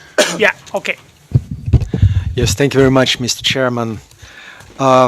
My question is mainly addressed to Daniel Gadd from Omega Farms, with a bit of touching on, cannot see the name of the gentleman from Bayer. Firstly, I commend the approach taken to finding the way to build equity of the farmers by learning from the past experience of things that work. I'm not sure I entirely understood the point of outgrower schemes not being effective, because if you have a nuclear farm, the way you get the impact of this nuclear farm on the well-being of the smallholder farmers is mainly through the outgrower scheme. This is also what the experience is teaching us. I very much appreciate mentioning the example of Diageo and Heineken in East Africa, with the use of sorghum in brewing industries. I have to tell you that the technology behind this project was receiving financing for about 10 years before it was even noticed by the brewing companies. That was entirely a sunk cost into the technology. Then the brewing companies did notice this, and as correctly pointed out, absolutely correctly pointed out, without the market, there's no point building the value chain. Once the companies notice that, you can start building the value chain, you can start developing the outgrower scheme around the nucleus farm, and the main impact that it has is that it brings the outgrowers, the smallholder farmers, into the formal market economy. For the first time in their life, marginal farmers who can only produce sorghum get access to the formal market and get access to earning power. They start earning real money. They become bankable. And there comes the biggest challenge that I don't think was sounded here, but it's very important and it's very relevant to the problem that we see, that the banks do not actually like to lend to those farmers. The reason is that they come into a territory that is new for them. They become part of the formal market economy. They become participants of the global market in more than one sense, and that makes them vulnerable, and they have no capacity to resist this vulnerability. This is the substance of commodity dependence, is that when you rely on commodities and try to build your equity from commodities, you automatically become a victim of the commodity markets. You automatically become a victim of more than one issue there, the governance, the Dutch disease, many problems, about a dozen different problems that have been identified so far, that defeat your efforts in building equity. So once every few years you go bankrupt. This is the repeated problem that we get to see. This is the essence of the commodity dependence. This is the part which needs to be addressed by the financiers looking to do a lasting change to the smallholder farmers. Thank you very much. Thank you. Okay. Okay. Thank you. Name is Hans Baliamjra, Z Group, consulting firm and agribusiness. I think mine is more of a comment, and I think it will tie in with the last one. I think back onto Gad's issue. I think, and I agree with the comments of looking at a single commodity, but I think one of the biggest challenges is having the understanding and knowing that, like, take for example the World Bank. There's a World Bank report that estimates that primary production accounts for only 25% of the value chain, and that's across, just average. So you could take it between 20 and 25. And then we expect the farmer, the smallholder farmer, to make all these investments only on a 25% return. And I think that's what Gad's point is, of how do you shrink the value chain so that the farmer's value that you can attribute to the farmer is more than 25%. Then the farmer can start thinking of other investments. It could be mechanization, it could be better seed. But that's where the part of the problem lies. So by bringing a farmer into an outgrower scheme, you have not addressed the problem of what value the farmer can access. And I think that's really the point around Gad's point. The other element which would be important to note is that most of the African countries struggled for some time with rural transport. Take, for example, the East African region. Transport in rural areas was a problem. Recently, motorbikes are everywhere. No one has addressed the technical skills in repairing the motorbikes, the spare parts, but there is a business opportunity. Everything finds itself there. If you go into these areas, they can tell you, no, don't buy that type, buy this type. And we've got to try and take an open approach. We've tried to fix everything for the farmer, but it's more of saying, actually, how do you address the profitability of the farmer? My question is to... Can you explain what AFRACA is to everybody? AFRACA is, Michael has already explained, it's a network of banks and institutions. It's one-stop shop really for financial inclusion in terms of rural and agricultural finance. It has been created about 37 years ago, basically to ensure that rural and agricultural finance is part of the financial inclusion campaign in Africa. So we have done an excellent job, and I'm sure on one-on-one basis we'll be able to share with you what you have done. This secretariat is based in Nairobi, but we cover the whole of Africa. My question is really to Daniel. I am wondering, as a member of World Farmers Organization, whether you are a member of the Pan-African Farmers Organization, PAPO, or East African Farmers Organization. If not, I think you should join, because we are intimidating. That's a private question. Yes, because with their wealth of experience, I think the African Farmers Organization will be, really glad to have you on board. Thank you. Thank you. By default, I am a member. And of course, my friend Theo won't let me get away with it. Seen, but investment plan sector take this to make the trying to